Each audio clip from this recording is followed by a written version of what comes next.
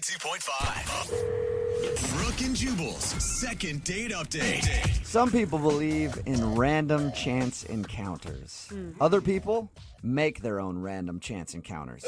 And those people are called go-getters. Oh, really? And we're about to talk to Marco, who is a go-getter. What's up, Marco? Hey, what's going on, guys? I feel Not like this much. is I enjoyed reading your email, and I love the creativity in how you got your date.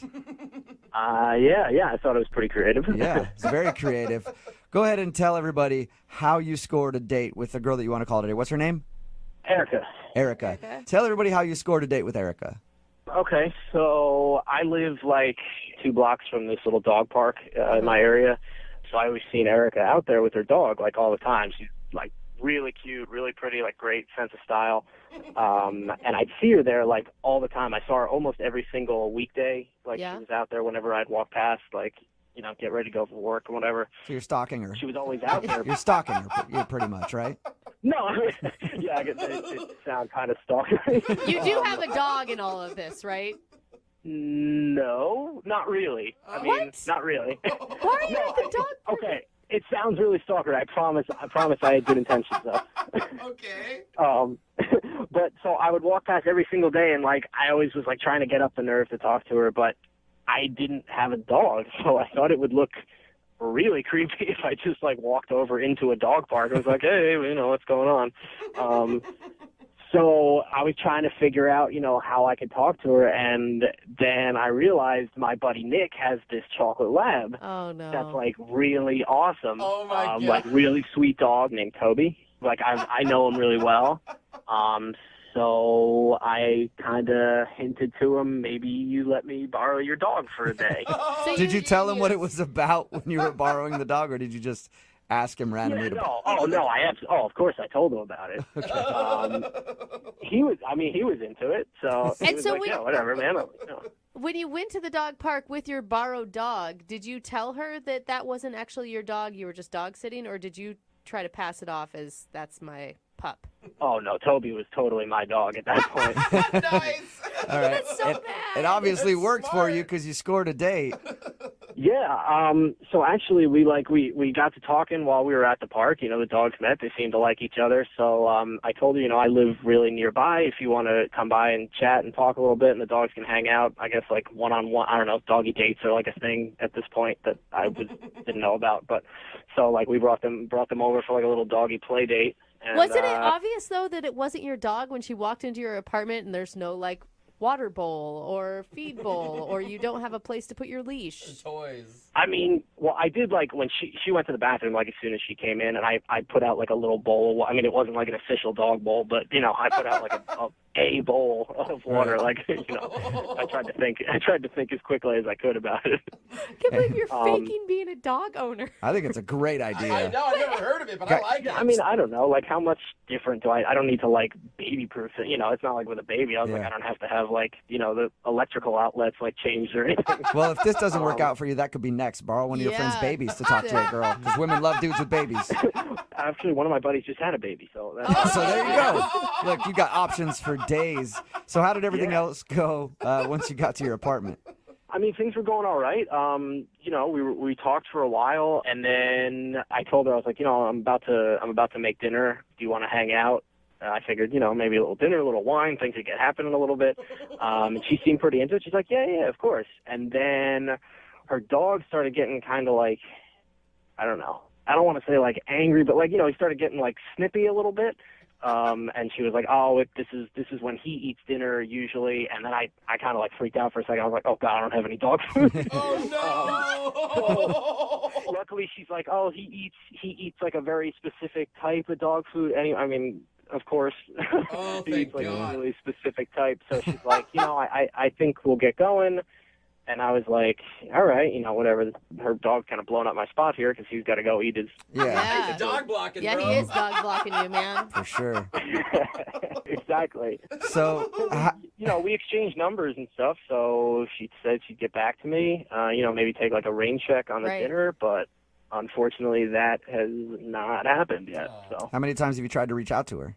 I've texted her 3 times. 3 times. You know, at some point in the future, you're going to have to come clean about the dog lie. Like, you can't keep hanging out with her and every time going to borrow the chocolate lab before you go pick her up for a date. I mean, I'm not above stealing his dog. No, I mean, I figured, no, but like down the road, I feel like every couple has one of those like cute, like, you taught me. Cute. I stalked you at the park for a while and then lied about being a dog owner so I could come meet you. Oh, it's so adorable. Do you live off a busy street, Marco? What's that? Do you live off of a busy street? It's pretty busy. It's sort of Okay, like well, street, so then one day the dog ran out in the street and he's no longer. And then now you get pity dates out of it, dude. Just consult me, okay? You I are didn't even think so of that, but messed up. that's pretty genius. Yeah. It's not, you guys. All right, Oh my well, gosh. you haven't heard anything from her at all since she left your house. Okay. And have you seen her at the park while you've been walking by? No, that's the other weird thing. Like, she was there like almost every weekday, and now like I haven't seen her. It's been like a week and a half maybe, and I haven't seen her at all. All right. Well, play a song, come back, call her, and get your second date update, okay? Awesome, great, thanks. All right, man, hang on. I'm only one call away. Moving 92.5. Brooke and Jubal in the mornings. Second date update. We're right in the middle of a second date update, and if you're just tuning in, Marco is on the phone. Marco had a very creative way to meet the girl that he went on a date with. He borrowed his friend's dog so that he could talk to her at the dog park. Apparently, he lives by a dog park. He's seen her there before, but he doesn't have a dog, and he's like, how do I go into this dog park without a dog and not be a creep? So he borrowed his friend's dog. They talked for a while, went back to his apartment. While the dogs played, he was going to make her dinner, and then she said, I have to leave because my dog's getting antsy and he needs his special food at home. She left, walked out the door, and he hasn't talked to her since. All right, Marco, you ready for your second date update? Yeah, definitely. I think she called you out on your lie. Why didn't you just tell her you were dog sitting? Maybe in hindsight that might have been a little better idea, but I wanted to, she's a dog owner. I'm a dog, I thought it would be the best way. I like how you still just believe almost your called lie. yourself a dog owner. She's a dog owner. I'm sort of a dog owner. I'm a dog It's not borrower. a lie if you believe it. That's true. That is very true. All right, man. I'm going to dial her phone number right now and get her on the phone and find out why she's not calling you back. All right, awesome. Here we go.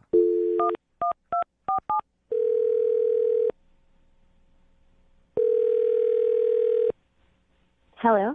Hi, is this Erica? Yes. Hi, Erica. My name is Jubal, and I host the radio show Brooke and Jubal in the Morning. Have you heard of it? What? Who is this? My name is Jubal.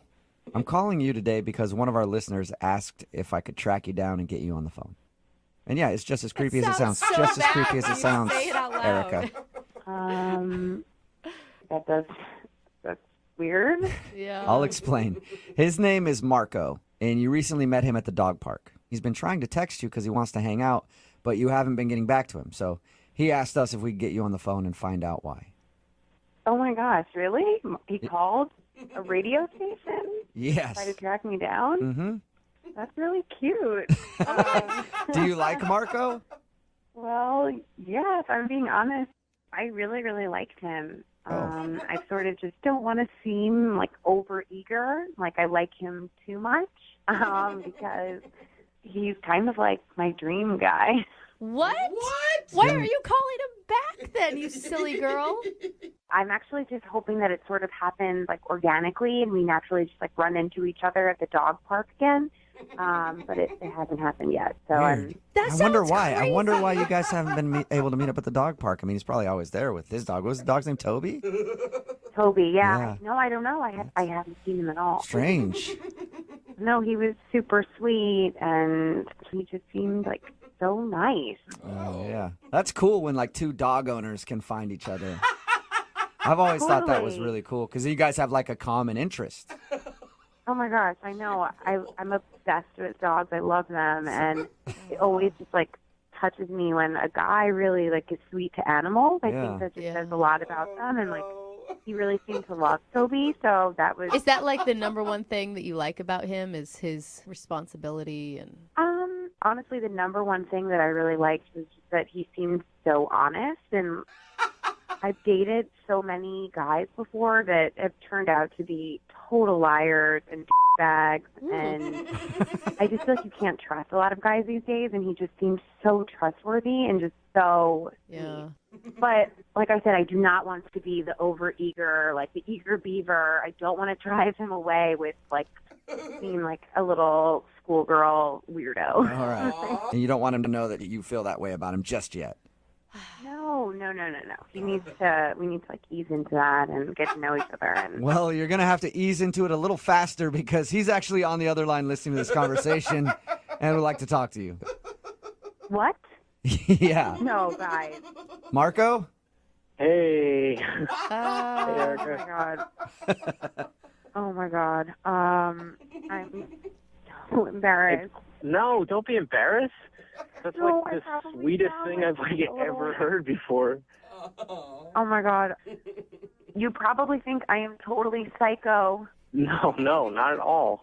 Not at all. I thought it was like the nicest thing anyone's ever said about me. Oh my god, I can't believe this is happening. Well, it's good to hear you again. It's good to hear you. I'm sorry I didn't text. I know I should have responded. I just didn't want to like push it or whatever, but I've been wanting to respond. No, it's okay. Don't worry about it. I totally get it. I mean, I'm sorry I kept texting you. I just really wanted to see you again. I thought we had like a really, I mean, I had a really great time. I was hoping you had a Oh really my great god, no, time, I but did. you It was did. so much fun. I did too. I've actually been at the dog park like hoping that I'd run into you. Yeah, I was hoping to bump into you too, but I guess maybe we just weren't there at the same time. Yeah, okay. Well, why don't we get together? Like, I don't know, today? Did it? Bring Toby and I'll bring Butters and, you know, we can head over there. What Do do you it, think, Marco. Marco? Like, you guys both obviously like each other a lot. Why is it taking you so long to say yes? Marco? Is today a bad day? I could do tomorrow. Tomorrow's good for me too. No, today's kind of it's not just kind of the whole week has kind of been a little bad. No. Marco, you have to tell her. Tell me what? So Toby's not really with us anymore. Oh my god! What? You serious? What does that mean? I don't need to laugh. I mean I don't really want to talk like specifics about it, but there was an accident. Oh, come on, Marco. Marco, Can't do what that. are you doing, man? Oh my gosh, what happened? Oh no! You're Marco. gonna make her cry. Come on. All right, okay, God, just give me a minute. Let me talk to her for a second. Oh my god! Wait, what's going on? Is he okay? Are you okay?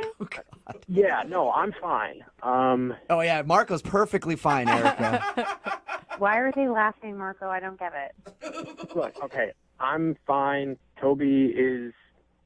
There was an accident. Oh my Stop it. God. Marco, this is come on, man. man. I Oh my was gosh, like a car? joking earlier when I said you could do that, Marco. Marco, just tell her why you did it. on, she likes She you. may understand. What is going on? I'm really confused right now. I can't believe you actually tried that, Marco. All right, hold. All right. If you don't tell her, I'm going to tell her right now, Marco. You want to okay, do it. just You let don't me- want can him you, to do Can it. you let me talk for a minute? Okay. Okay, I fine. can do this. So Erica, this is gonna sound like really bad, but just hear me out on it, okay? Okay. So I wasn't fully like 100% honest about everything with you, Erica. Okay, Toby's not really my dog. What? I've seen you every day. I mean, you saw how close I live. I see you there like all the time. And I just, every time I see you, I've always wanted to come up and talk to you, but like, I never wanted to seem like that weirdo who goes to the dog park without a dog. So I asked a friend of mine if I could borrow his dog for the day. I know, even saying it, like, it sounds really weird, but I promise, like, my heart was in the right place. Like, I wanted to talk to you, and I'm not really good with, like, openers, I guess. Like, I thought, like, you know, this could be a good icebreaker. Like, Wait, okay. So you lied to me? I mean, lied is a strong word. I just, yeah, no, I really wanted to meet you, and I thought this might be the easiest way. I'm really sorry if this, like, bothers you a lot, but I wanted to talk to you, and I didn't really have the guts to just, you know, you're beautiful. I mean, like, I don't know, just, like, seeing, like, the way you interacted with Butters, like, I was like, this chick seems awesome. I mean, I really wanted to talk to you, and I didn't have the guts to do it. Erica, that's so cute. You got to give him a second chance. Remember, he did try to tell you the dog died. I know, but still, I mean, I panicked about that. Yeah, you did. Just a little bit. I didn't know what else to say. he's kind of an idiot, but he's an adorable one. Yeah, give him another shot. Okay, I'm just trying to get this straight. So you just borrowed Toby. Is that even his name? No, yeah, his name's really Toby. Okay, so that Everything else was true except the part that he was mine. Okay, so you just borrowed Toby to meet me because you kept seeing me? And, well, that's actually, like, really sweet. That's a lot of trouble to just meet me. Yeah, see? Yeah. Well, I mean, it was worth it. I mean, after the night we spent together, like, hanging out and just talking, like, I wish it had been, like, under 100% truthful situation, but, like... Hey, Erica, think about it this way. At least he borrowed the dog from a friend and didn't steal somebody else's man. dog to meet you. It's a silver lining. What a romantic. Yeah. It is very sweet. It's Yeah. really, like, I've never had a guy go through this whole, like, backstory, and I've definitely never had a guy borrow a pet to meet me. I mean... Well, Erica, would you like to go out with Marco? Moving 92.5. Brooke and Jubal's second date update. I've been on a lot of first dates where during the entire date I have to remind myself what her name is. Oh my God, you're such a bad person. But the guy on the So phone bad. for today's second date update went above and beyond what he needed to do to make sure that he knew his date, maybe even a little too well. Uh-oh. We'll find out why in just a second, but first let's talk to him. His name is Ian. Ian, how are you? I'm doing quite well, thank you. How are you? I'm not too bad. Thank you for doing the second date update today. So I read your email, and the amount of effort that you put in to this first date is very impressive to me. Well, thank you. All right, before we get to what happened, let's talk about your date first. What's her name? Her name is Allie. Allie. And where did you meet Allie? We met at a local bar, just at a local bar. Okay. Okay, how? How'd you meet her at a local bar? Oh, yeah. Sorry, I probably should have said that as well. Yeah. I was putting songs into the jukebox at the bar, and I had a few credits left over, but there were no more songs that I wanted to hear. So I asked the nearby pretty girl if she had any song requests that I could play for her, and then we just kind of struck up a conversation from there. You actually played her song? Pretty cute. Oh, of course, yes. Oh, I would have rather you been like, that's a terrible suggestion. Whatever. But hey, what's your name? I love that that's your first initial thought, and mine is, oh, if they get married, that will be their first dance song. Oh, that is cute. Well, no, probably not. She had me play Pour Some Sugar on Me. Oh. That would be an amazing first dance song. It'd be memorable. So we exchanged numbers, names, obviously, as well. And she said it would be okay if I asked her out sometime. So what'd you guys actually do when you went out on a date? Well, I had put together a picnic spread with just a few snacks, and I had made a little surprise for her. And I'm glad that we've gotten to this part because that's the thing that I read in your email that was very interesting to me, if this is the surprise you're talking about. I feel like he knows what women want. Picnics with wine and food, and then even a thoughtful gift or whatever you're talking wait about. until you hear the surprise, and then we can see if you think this is romantic, because honestly, I don't know. It could be romantic or it could be a little strange. But tell us what you did. I actually think it's very romantic. It's certainly unique. I think it'll stick in her mind. So that's good. That is Okay. good. It's a very clinical description of your surprise. Well, I mean, I know what I'm bringing to the table, as it were. All right. Okay, All right. nice. I like that, Ian. So what was the surprise? Well, so I went on the computer, I did a lot of research, and I put together and printed out a rather extensive family tree. A family tree. Wait, What? whose family tree? For her, for Allison, for Allie. Wait, family of tree. her family? Yes, it's remarkably easy to find, actually. If you can find their Facebook page, if they have marked any of their relatives, their mom or a sister or anything, it's pretty easy to figure out the whole timeline. I went back for Allison. I went back, I believe it was 6 or 7 generations. Wow. Very interesting stuff. Did she seem interested in it? Yeah. She seemed very interested in it. Yeah, it seemed like she thought it was very cool. Are you sure? I mean, a girl you met at a bar shows up to a park with basically a complete stranger, and he has the whole history of her entire bloodline. When you put it like that. That's weird, man. Well, I mean, she did seem a little bit taken aback at first, but Yeah. well, once I started pointing out some of the more interesting features of her timeline, she seemed to get more into it. She had a pretty famous great, I think 4 generations back, so great. Did you just? It sounds like you just pulled up the family tree in front of you. Did you just? Yeah, I've got it pulled up right now. It's just sitting on my computer. Oh, okay. That is. So who is the great grandfather? You didn't get to that point. Oh, he was a prospector at a gold mine, one of the first out in California. Hey. Wow. Dude, That's pretty cool. no, none of didn't this know is that. cool. None of it is cool, guys.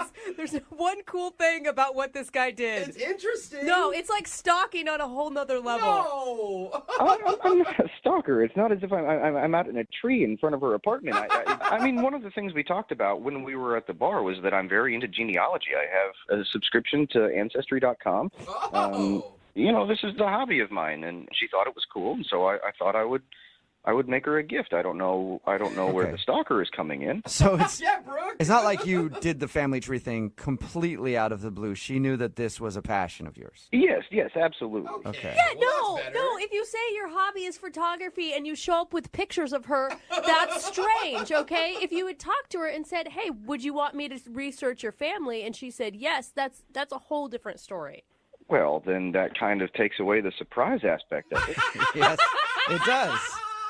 It would be, I think it would be at least interesting. So, did you spend the whole time going over her family tree, or did you do other things? The tree was the largest part of the conversation. It was sitting right there, and frankly, I spent a lot of time on it and learned a lot of things about her history that I wanted to share with her. Dude, Okay. you took so many chances on that. Like, she could have a family that she hates or an uncle that's in prison for all you know. I'm actually 99.9% certain she does not have an uncle in prison. I would know. I went through her history. That's true. You did the research, and you know all about her. How did the date end? What was the last thing you guys said to each other? So I drove her home, and as we pulled up to her place, she said that was the most unique first date she'd ever been on. Hey. Thank you.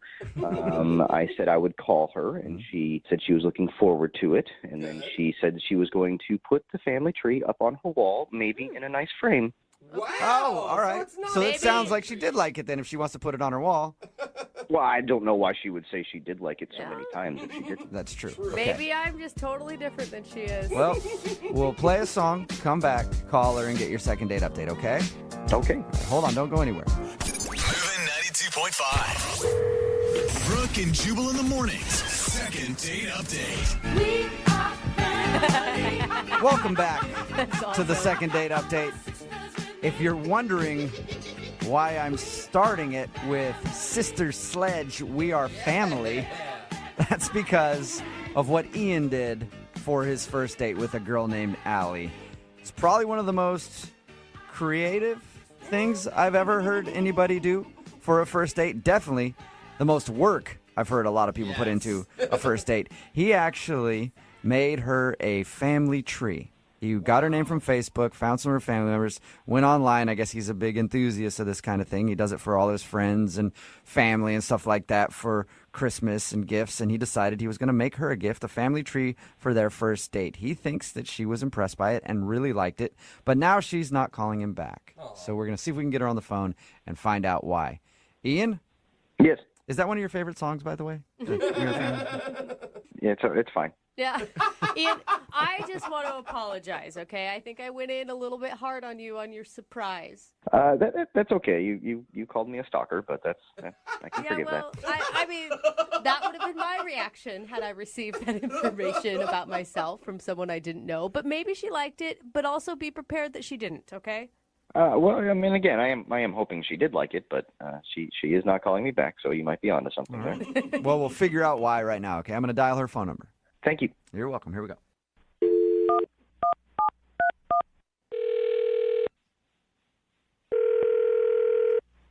Hello, Hi, I was looking for Allie. this is. Hey, Allie, how are you? My name is Jubal from Brooke and Jubal in the Morning. Okay. Do you know what that is? I assume some sort of business. Well, it's not, I guess it is kind of a business. I don't know. Business? It's actually a radio show. Okay. Well, so what is this about? This is about a guy that you know. He's a friend of the show, and he actually emailed us hoping that we could get you on the phone because you're not calling him back after your first date. Are you serious? Yeah, his name is Ian. So Ian emailed us saying that he thought he had a wonderful first date with you, but ever since then he's tried to get a hold of you and you're not responding to his text messages or phone calls. So he thought maybe we could get you on the phone and find out if something went wrong on your date. That's really weird. I know. It's a segment we do on our show all the time. So he emailed us, and now I'm asking you the question. Did you like your date with Ian? It was interesting. I feel like that's a good adjective to use. What did you want me to tell you? I mean, Well, how about this? I'll tell you what he told us. okay. Okay. He said that he met you at a bar and then went out for a picnic. And at your picnic, he presented you with a huge family history thing that he had made from some website or something. Yes, that's correct. Yes. Okay. Did that freak you out? That would have freaked me out. Well, it took me by surprise for sure. Yeah. I had never met anybody who has gone to such great lengths to impress me, maybe. Yeah. Well, he said that you guys had talked about it and you knew that he was into this kind of thing. Oh, I did. I just wasn't expecting, I guess, on the first date for him to whip out my full entire family tree. Yeah. I mean, not even just my grandparents, like my great grandparents, and then beyond. You know what I'm saying? Yeah. Like to bring up genealogy as a hobby and then to troll your Facebook page to find out who your great grandfather is a big leap. It's a lot of work. Was it at least impressive to you? I mean, he did a lot of research. Obviously, he liked you. Yes, that part is very impressive because I'm sure that took a lot of time. But then that's also creepy because now he has a lot of my family's information. Yeah, it's a weird line because, you know, he told us about it, and I went back and forth. I was like, is it creepy or is it a nice thing from a guy who's just really into finding out people's family histories? Yeah, I kind of agree with you, but I went back and forth. Is this impressive or is this weird? But then it just got, like, straight up weird. It got stranger after your surprise? Whoa. Oh, yeah. So after our picnic where he presented me with the family tree, we start walking down this hill, and then he's like, ta-da, surprise. I'm like, what is this surprise? And he's like, this is the oldest cemetery in the state. I'm like, cool, awesome. Then he said, look over there. Over there is where your great-grandparents are buried. What? Okay.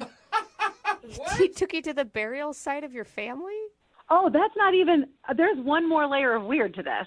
Then he whips out cheesecake, like, let's finish our picnic at my great-grandparents' grave. Oh, okay. I mean, he knows What? nothing about your feelings on death or if you knew these people, or right? Who wants to pick No, your and he graveyard? basically was like, let's spend time with your great-grandparents. So did you stand there and eat cheesecake in front of your great-grandparents' grave? I woofed that cheesecake down and got the hell out of there. That is the best visual I've ever heard of in my whole life. Uh-huh. Oh my. Did you guys talk during it, or? Oh, no, I was eating so fast. What was his reasoning for wanting you to be at his... Because he wanted me to know about my history and spend time with them. Did you learn anything new from eating cheesecake at your great-grandparents' grave? He told me a couple facts about them, but in my mind, I'm like, just finish the cake. Just eat this cheesecake and let's go. I'm sorry. I just have a quick thing to say here. Oh, Oh, all right. I was hoping you would wait. Yeah. What is going on? Allie, that's Ian. He's actually on the other line listening and wants to talk to you. What are you talking about? I mean that he was on the phone the whole time listening, and he wanted to talk to you. He was supposed to wait until I brought him into the conversation, but he just couldn't help himself, I guess. I'm sorry that I jumped in. I couldn't help myself. I feel like Allie's missing something that's kind of just inherently cool about the fact that she has distant relatives, not even distant relatives, direct line relatives that live right in town. I myself, I had to go to Scotland to have this same experience of being able to see the gravestones of my great-great-grandparents. That's history. Ian, that's your own personal history. Ian, Yes? Ian, Yes? Ian, can I just cut you off for a second? I do think that's really cool. I mean, that is awesome, and that would be a really sweet romantic thing, but you just met me. Can't we talk about that and get to that point? Like, I don't know, 3 years from now? Yeah. I mean, 3 years from now, that's a long time. It could be a whole nother generation, and they have to redo the family tree.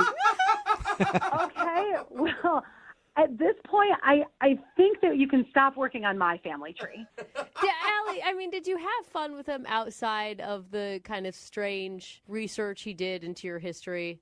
I could have maybe dealt with the family tree thing because that was pretty impressive. But then taking somebody to a cemetery on a first date, I mean, come on. Yeah, Ian, It's a Don't lot. come back from that. I know that you don't really understand how she's not fully impressed by the family tree thing, but taking somebody to a gravesite on a first date. I feel like everyone's blowing this very out of proportion. The grandparents, finding the grandparents was actually pretty easy, but the main setup, the main research was going into the family tree. That's what took the time. I think that's what we should focus on. That's the part you kind of like. Well, we need to focus on taking somebody to a gravesite on a first date, no matter who it is. Yeah. Why? Okay, what if I put it this way, Ian? What if I say, like, hey, maybe you spent too much time investing on where Allie came from instead of who she is right now? Thank you. Allie doesn't even know who she is if she doesn't know her past. Then I come into her life and I can help her figure it out. Savior. Are you kidding? I think you need to wait and find out some more about me first, but at this point, it's not going to happen. What a wonderful lead into my question, Allie. Would you like Ian to learn more about you and go out on a second date with him? We will pay for it. Hell no. Aw. First, he freaks me out. Then he insults me. No. Sorry, I didn't mean to insult you. That was certainly not my intention. I feel like if we could go out again and just start from fresh, that would be good. And I will tell you there is an extra incentive if you have another date with me. I found out some pretty interesting things about a great aunt of yours. I don't care. At this point, I don't care, and I don't want to go to her grave either. Okay, I can just email you the information and the Great, links. thanks. She has a Wikipedia page. She was Wow. Oh, that's pretty famous. Well, Allie, thank you for talking to us about your Oh, date. thank you. Yeah. Ian, I'm sorry you didn't get a second date, but maybe this is a lesson learned. Yeah, I guess so. Yeah. And what's that lesson? Don't ask people out on a first date. They're going to be ungrateful about research you do. Brooke and Jubal in the morning. Text in at 78592 that says, I don't think I'd like to go out with this guy, but I'm wondering if I could hire him to do some research on my family. It's Brooke and Jubal in the morning talking about today's second date update. If you missed it, this dude named Allie wanted to call a girl, or Ian wanted to call a girl named Allie that he went out with. She wasn't calling him back, and he couldn't figure out why, because for their first date, he went to great lengths and actually researched her whole family tree and even presented her with a nice little presentation basically on her family. Yeah. And then we found out when we got her on the phone that not only did he do that, he took her on a picnic next to a cemetery that was the gravesite for her great-grandparents. Oh, dude. And he took her to their grave to have dessert. Yeah. She was obviously creeped out by that and doesn't want to go out with him again. The other thing is, some people may be really into that, but it's not a first date move. Right? Definitely. It's like definitely get not. to know you first, and then maybe we can move on to that if you're into that whole thing. But he didn't get it. No, At all. No, he he's like- didn't. He's like, what are you talking about? This is great. Everybody should learn about their family history. And I went out of the way and took you to where your dead great-grandparents are. Some Come peop- on. Some people are pissed at us. Someone wrote in, I hope you didn't. Moving 92.5. Brooke and Jubal's second date update. Now gather around, boys and girls. It's time for your second date update. And today we have quite a doozy of a story. Young couple went out and had a date on the farm. Now, unfortunately, she's not getting a call back. Where did her beau skedaddle to? Well, you'll find out right now in a brand new second date update. Man, those skedaddling bows, I hate that. Marissa is on the phone to do a second date update today, and that's what her email said. She said she had her first date on a farm. I'm interested to find out how that went. Marissa, what's up? How are you? I'm doing good. How are you guys? Good. Or should I say howdy? Yeehaw. Oh, I like that. Whatever you need me to do to make you feel comfortable. Thank you for doing the second date update today. So what's the name of the guy that you want to call? Keith is his name. How did you end up going to a farm? Your email wasn't really clear on that. It just said that you guys spent your date at a farm. Right. So, backstory, I actually work on a farm. Oh, cool. What do you do? I'm a farmhand, just whatever we need to do, planting, weeding, working with the goats, Oh, feeding cool. them, all that. Yeah. Wow. So that's what a farmhand does. Yeah. I've had no idea. Interesting. Learned something new. Yeah, we're more or less a jack of all trades. Okay. Cool. I mean, I assume you took him to the farm that you work on. Yes. How did you meet him? So I was visiting the city. I was visiting one of my really good friends from school. We just got together and were hanging out at a bar, and she had a bunch of friends coming down, and he was one of those friends. All right, so this guy came along in the group of friends that you were hanging out with. How'd you eventually decide to go on a date? So when he initially walked in and met him, I thought he was cute. So we started talking, and we talked a lot throughout the night. And one of the topics that came up was what I do, which is working on a farm. He was really surprised when I first told him that. And he just kept coming back to it throughout the night, like asking me questions about what I do and how I got into it and just all these different things. Well, I could see that. It's a pretty interesting job. I've never met a farmhand. Really? Never. Wow. You guys sure are city slickers. That's huh? what I said. Like I said, I've only lived in cities my whole life. I've never been out on farms or anything. Do you think he was using it as a way to get to know you, or do you think that he was more interested in the farm than you? I thought he was very interested in me because we had other conversations about other stuff, I don't know, maybe he was competitive because I said to him, come out and see if you can handle it. So I did kind of goad him a little bit, but he seemed excited. Mm-hmm. So he came out and we spent the whole day building a goat pen. That's awesome. A goat pen. I think that that's a really cool way to, one, get to know somebody and really know their personality. How did it go? He was a trooper. He definitely struggled a little bit. I think it was tiring for him. But was he a dude with know-how? Or did you have to instruct him the whole time? No, he definitely needed the instruction. But he picked stuff up quickly. But Okay. you're not used to using muscles like that. You get tired. If it would have been me, I'd have been like, you want me to now what? Into what? No. It's so dirty in here. Did you see the shoes I wore for Can this we just date? go inside and watch some Netflix or something? Yeah, no, he did show up in Converse, but that was all right. So, I mean, you think he had a positive experience and he wasn't emasculated by having to listen to a lady tell him what to do on a farm, right? No, he was totally cool with that. There was one slightly embarrassing moment that happened. After we were finished and we got all the goats in there, we were putting down hay for them and he was bending over and one of the goats jumped on, kind of mounted him and started humping him. So he got humped by a goat in the goat pen. I was going to ask if he got any action on this date, but I guess you just answered my question. Well, he did. Actually, what was even funnier was that he didn't quite get it. He thought the goat just really liked him. He's like, "Oh, look, the goat really likes me," and then I kind of had to pull the goat off of him. Really like Yeah, it likes you. Then he realized what was really going on at that point. The goat likes you a little too much. Get the goat Yeah, off of your back. So how did everything end with him? It was an awesome night. So we, had a bonfire outside, drank whiskey, Oh, fun. hung out. He was a gentleman. He wanted to stay the night, but he slept on the couch in the living room. Uh-huh. Wow. It's easier to sneak out and get back to that goat pin. That's why. Oh, God, I didn't even think of that. Yeah. No wonder he's not calling you back. Was he? Oh, wow. Did you guys hang out in the morning too? So here's the thing. He was actually gone in the morning when I got up, but there was a note on my fridge that said, "Thanks for everything. I had a blast." Like, if he left a note, that's still a good sign, right? That's what I thought. So I texted him a handful of times, gave him a call, have not heard back. God, it sounds like such a fun day, too, and like a romantic end to the whole thing. Did you guys ever kiss when you were around the bonfire? Yeah, we did. We made out a little bit. It was really nice. Okay, that's so romantic. I was like, what romantic end? He got humped by a goat and fell asleep on a couch.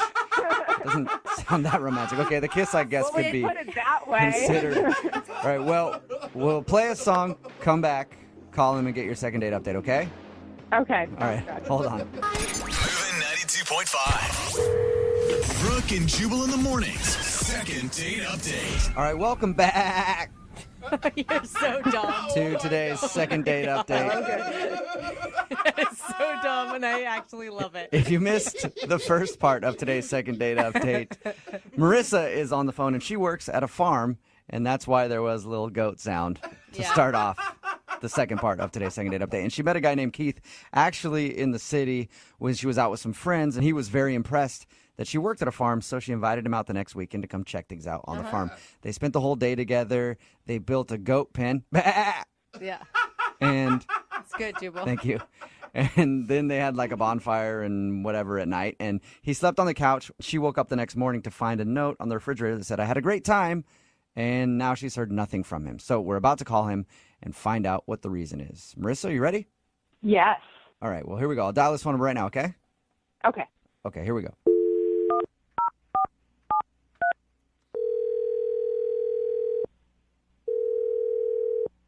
Hello? Hello?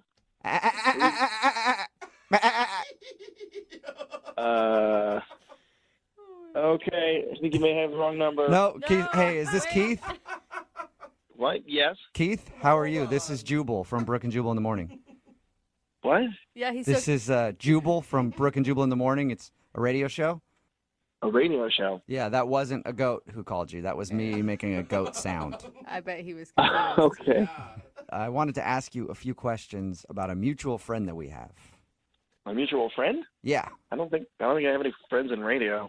No, she's not in radio. Her name is Marissa, and you sort of went on a date with her. You want to... What now? I wanted to see if you could tell us a little bit about your date with Marissa, because she emailed us and says that since you guys spent an afternoon hanging out at her farm, she hasn't heard from you, and she really thought you guys had a good connection and wanted to go out again. She said all that, did she? Yeah, she did. It's a lot of groanings. It's a segment we do on our show called the Second Date Update. If you go out on a date with somebody and they don't call you back, they email us so that we can call you and find out why. So A second date? There has not been a second date. No, I know. Yeah. I know. That's what the segment is called. She's basically asking why there won't be a second date. Oh. Did she do something wrong? I don't know. It was okay for a while. It was okay at first as far as dates go.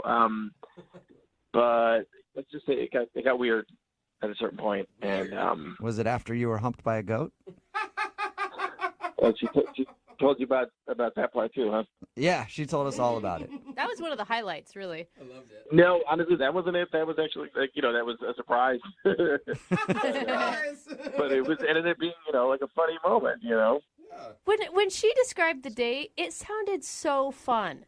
There was a bonfire at the end. You guys made out a little bit. Yeah, I mean, You on don't paper- agree, do you? Yeah. on paper, it sounds great, and honestly, a lot of it was really cool. I was really interested in her whole like farm deal, and getting to swing a hammer and stuff. Do that kind of like old school stuff was super fun. Old school It was great. There was a certain point it got weird. And, just all in all, she's real cool. It's just I don't think I'm ready for everything about what she's got going on out there. So You don't think you're ready for farm life? Like, when did it get weird? Yeah. there was just a moment that happened that has been really impossible to get out of my mind. You have to share. It's killing me. Oh, it's not killing you. What does that mean? It's killing you. Oh, okay. Listen, I'm going to tell you, but it's I'm not crazy about telling the story. Basically, came out there. We started pretty quick building this goat pen, which honestly was really fun. It was very like Little House on the Prairie kind of deal. We're like, picking up bench rails and super fun. Okay. After a while, Marissa asked me, are you getting hungry? And I'm like, yeah, I'm really working up an appetite. This is great. She's like, cool, I'll go get some food. And she walks straight over to the chicken coop. And I hear like, a little commotion in the chicken coop. She comes walking out. She's got a chicken. And she's like, sort of walking towards the house. And I'm just watching her go, as you do when there's a girl. She's walking away. Yeah, you always watch, for sure. And as she's walking away, casual as anything, she just crack snaps the neck of the chicken. Oh my God! Wait, why? So you watched her murder a chicken? Yeah. She just snapped its Well, you neck. guys, come. It's farm life, man. Yeah, but you don't just kill an innocent chicken. Yeah, Hey, you do if you want to eat innocent chicken chicken. for I'm lunch. just saying. Absolutely, you do. You pluck it, you cut the head off, and you go to town. Yeah, I mean, maybe that's how it's done, but I never wanted to see it happen, and I never had seen it happen, and I never want to see it again. I'm like you. I just like to pretend that somehow the chicken shows up cooked on my plate. That's how it's born. I don't ever. Yeah. So, like, I know intellectually it was once alive, and now it's a sandwich, but, like, I mean, I see the head of the chicken is pointing the wrong way now. And she didn't even break stride. She just crack, la, la, la, walking down the way with this, dead feather thing in her hand. Wow, that's it? Wait, who's that? It's Marissa. Yeah, Keith. I should have told you Marissa is actually on the other line listening and wants to talk to you. Well, you did not say she was on the phone right now, dude. I know. Slipped my mind. I'm sorry about that. I completely forgot. But now maybe you guys can talk it out a little bit. I don't know. Listen, Hello? Keith, I knew this was your first time at a farm, but, like, I didn't think that you were naive enough to not know where a chicken comes from. Like, the stuff on your plate, it gets there. It's not like I sing a little song to it and it goes to sleep and then we have a chicken reef and roast. You know what I mean? Like, that's how it happens. I mean, yeah, listen, hey, I know that happens, okay, but I was not ready to see that, and you gave me no warning. If you had said anything, if you had said, hey, I'm going to go over here and rip the head off a chicken right now, I would have been at least able to brace myself or maybe look away. I probably would have looked away. Oh, come on. You're so dramatic. It wasn't that bad at all. First of all, I was walking away from you. You saw I had a chicken in my hand, and I said, are you hungry for dinner? Like, you can't connect the dots on that one. Honestly, I thought you were going to get some eggs. Eggs. I wanted an omelet. He's like, makes sense. He's like, she's got a chicken. Clearly, she's planning on making an omelet. Keith. Yeah, it's not like I massage its butt and it gives me eggs. Like, that's not how it works. Dude, am I the only one here that's actually really impressed by Marissa? If anything, Keith, I think you should be turned on. I mean, a woman who can take a chicken from life to death, pluck it, and serve it to you for dinner is impressive. Thank you. I mean, if we were like, caveman times, I got a debit card. That's how I go and like hunt things, I don't have to go I don't have to put on like rubber overalls before I do it. Rubber overalls sound amazing. I need to know where to pick those up. It's just crazy. Like, you go and you eat chicken all the time, right? Like, why is this an issue? I used to. Oh, right. So now you're a vegetarian because this whole thing? No, but Then you're just a hypocrite. Marissa, this is not like something in my head or I'm thinking about it and like, oh, my principles. It's like it freaks me out. It freaks me out. I don't know if you noticed. I don't know if you noticed, but I did not eat any chicken that night. I could barely look at it because I saw what happened to it. And that night I would sleep on the couch and I'd start to drift off, and then I would just see you just snapping that thing's neck.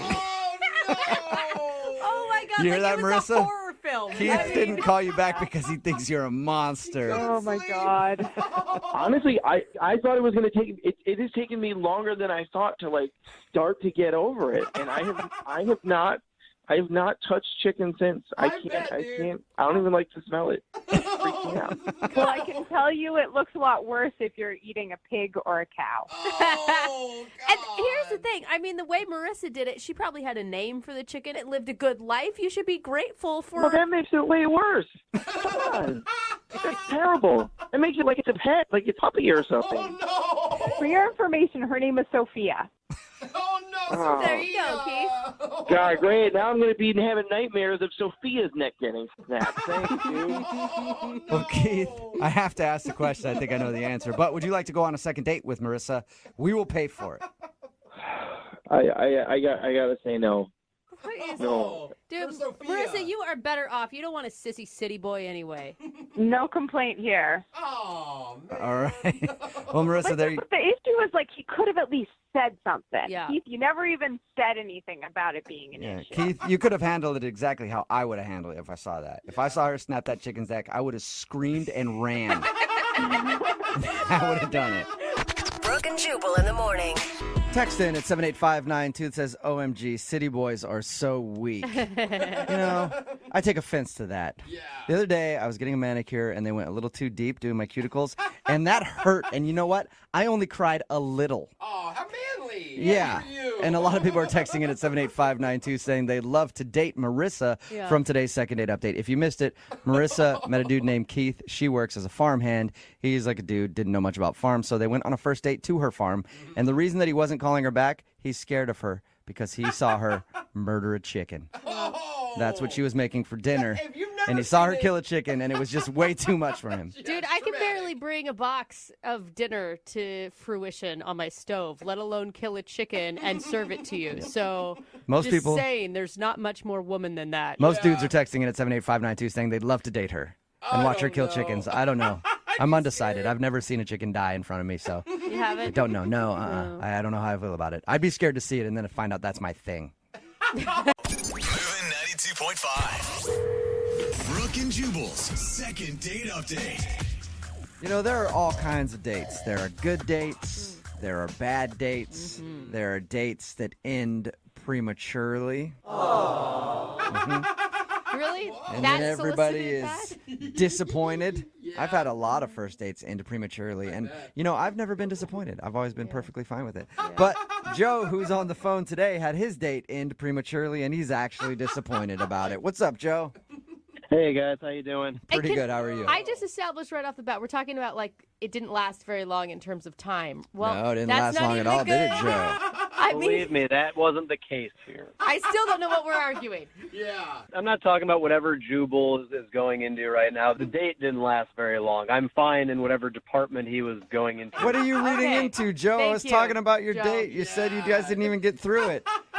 Jeez. Look, I had a great date planned out, right? I really like this girl, Allison, and she's just an amazing, amazing girl. It didn't really go as planned. God, it sounds like you have a lot of pressure riding on this one date leading up to it. Well, I really like this girl, and I wanted to make a good impression. I got these really great tickets to a show I thought she would like. I spent way too much money on it, and I got my car washed, and I got it detailed and Car wash. everything. Because a girl always notices when a man rolls up in a clean car. Absolutely, that's what I thought. And I get there, I pick her up, and we're on our way to the show, and my car broke down. I just had it looked at last month. I don't know why it broke down, but it just... Yeah, my car has broken down on a lot of dates too, Joe. Quote unquote. Yeah, I know what you're saying. My car literally broke down. I don't know what you're implying, but my car literally broke down. Yeah, that's what I'm saying. Broke I think down. he's implying that you didn't check the dipstick before you left. My dipstick was fine. Something happened with the motor. I don't know what it was. All right, I can tell, Joe, that you're getting annoyed with this. Okay, so your car broke down, and what happened then? The car broke down, and I was trying my best to fix it. I was getting really frustrated with it, and she was actually so sweet. We went to a gas station. She helped me fix the car, and we did fix it, but by the time it was fixed, the show had already started. And so I thought, well, there's no point in going to the show now. We were already halfway into it. Okay, but wait. That sucks. Can we stop for just a second? You fixed your own car? You didn't call AAA? I figured I was in a hurry. I wanted to get to the show, and I wanted. I'm saying that's impressive, and that right there should have won you a second date. I mean, I wanted to show her I was a real man, that I could fix my own car, maybe salvage this date somehow. Yeah, you can get under the hood and adjust the wingdings. Exactly. I know all about that, Man, dude. Jubal. I know all about it. Show her that I can put it in a little elbow grease. Was she impressed? She was impressed, and I was impressed that she was not, like, above helping me fix it herself. She got right in there with me. So, I mean, none of this sounds bad. Yeah, it didn't go as planned, but that doesn't mean it went bad. I mean, I spent a lot of time planning the date, and I spent a lot of money on the tickets, and it went completely 90 degrees in a different direction than I thought it was going to go. And she asked me if I could just take her home because then I was kind of shot, and so I thought, well, maybe I can parlay this into, I don't know, like making her a nice dinner or something at her place, and maybe a little Netflix and chill or something. Yeah, there you go. Hey, you made the car break down on purpose, didn't you? Yeah, not as impressive, Joe, but okay. I did not break down the car on purpose, I assure you that. So how did you end things then with her?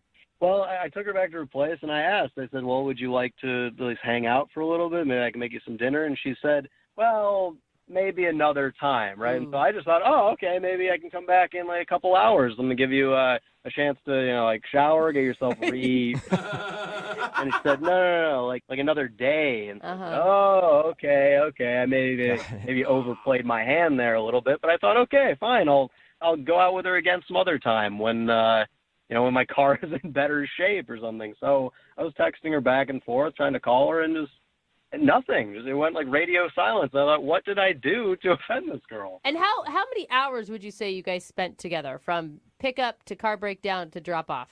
We had to know each other pretty well in 2 hours, helping me fix my car like that. Yeah. You didn't have any big freakouts while you're trying to fix it, did you? Start like beating up the car and yelling and cussing? No. I mean, I was a little upset. I mean, who wouldn't be? I had this whole great date planned, and then my car breaks down. It's embarrassing. Okay. Well, we'll play a song, come back, call her, and get your second date update, okay? All right, thanks, guys. Hang on. Moving 92.5. Brooke and Jubal in the mornings. Second date update. If you're just tuning in for today's second date update, Joe is on the phone, and Joe is what we like to call a real man. That's right. Joe can fix a minor problem on his car with his bare hands in under 3 hours. Pretty amazing feat. And that's what happened on his first date. It actually ended up ruining his date, though, because they never made it to the show they were trying to go to. And then after his car broke down and they fixed it, he ended up taking her back to her place. And now she's not calling him back, and he wonders why. Why wouldn't she call you back, Joe? You're the last real man on earth. Hey, I never said I'm the last real man on earth. I fixed my car, and I did my best to show her a good time. And damn it, Joe, bragging again. Quit showing us up. God. Joe, I mean, they're kidding, but it is pretty sexy when a man can, be hands-on and fix stuff. Well, I do what I can. Yeah, but I will say you sound almost a little angry that she isn't calling you back. Oh, yeah, I put in a lot of time with that date, and I prepared for it. Okay, so there should be no reason why you didn't get a call back. I'm flabbergasted. I have no idea why she's not coming back to me. All right. All right, well, I'll dial her phone number right now and see if we can figure it out, okay? All right. All right, here we go.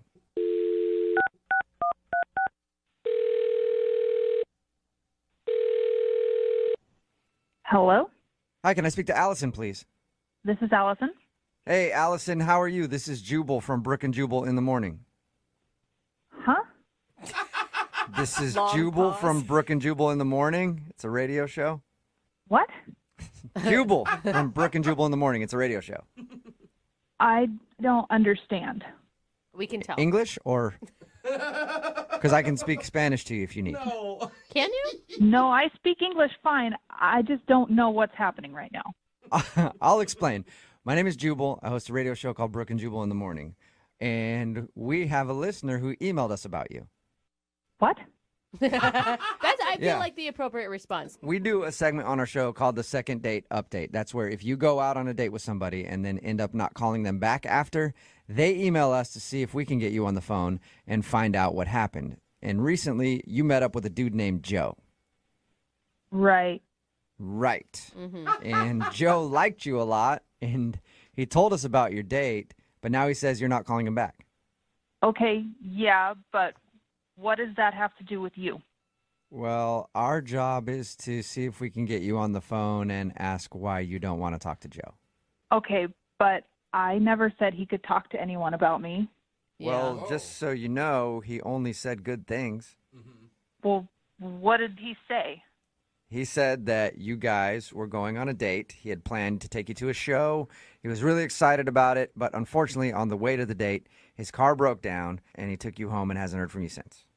Okay, that happened. He also said that you were super awesome and that he really wanted to impress you and that he was super bummed that you guys missed the show. Yeah. So he's saying what he did was supposed to impress me.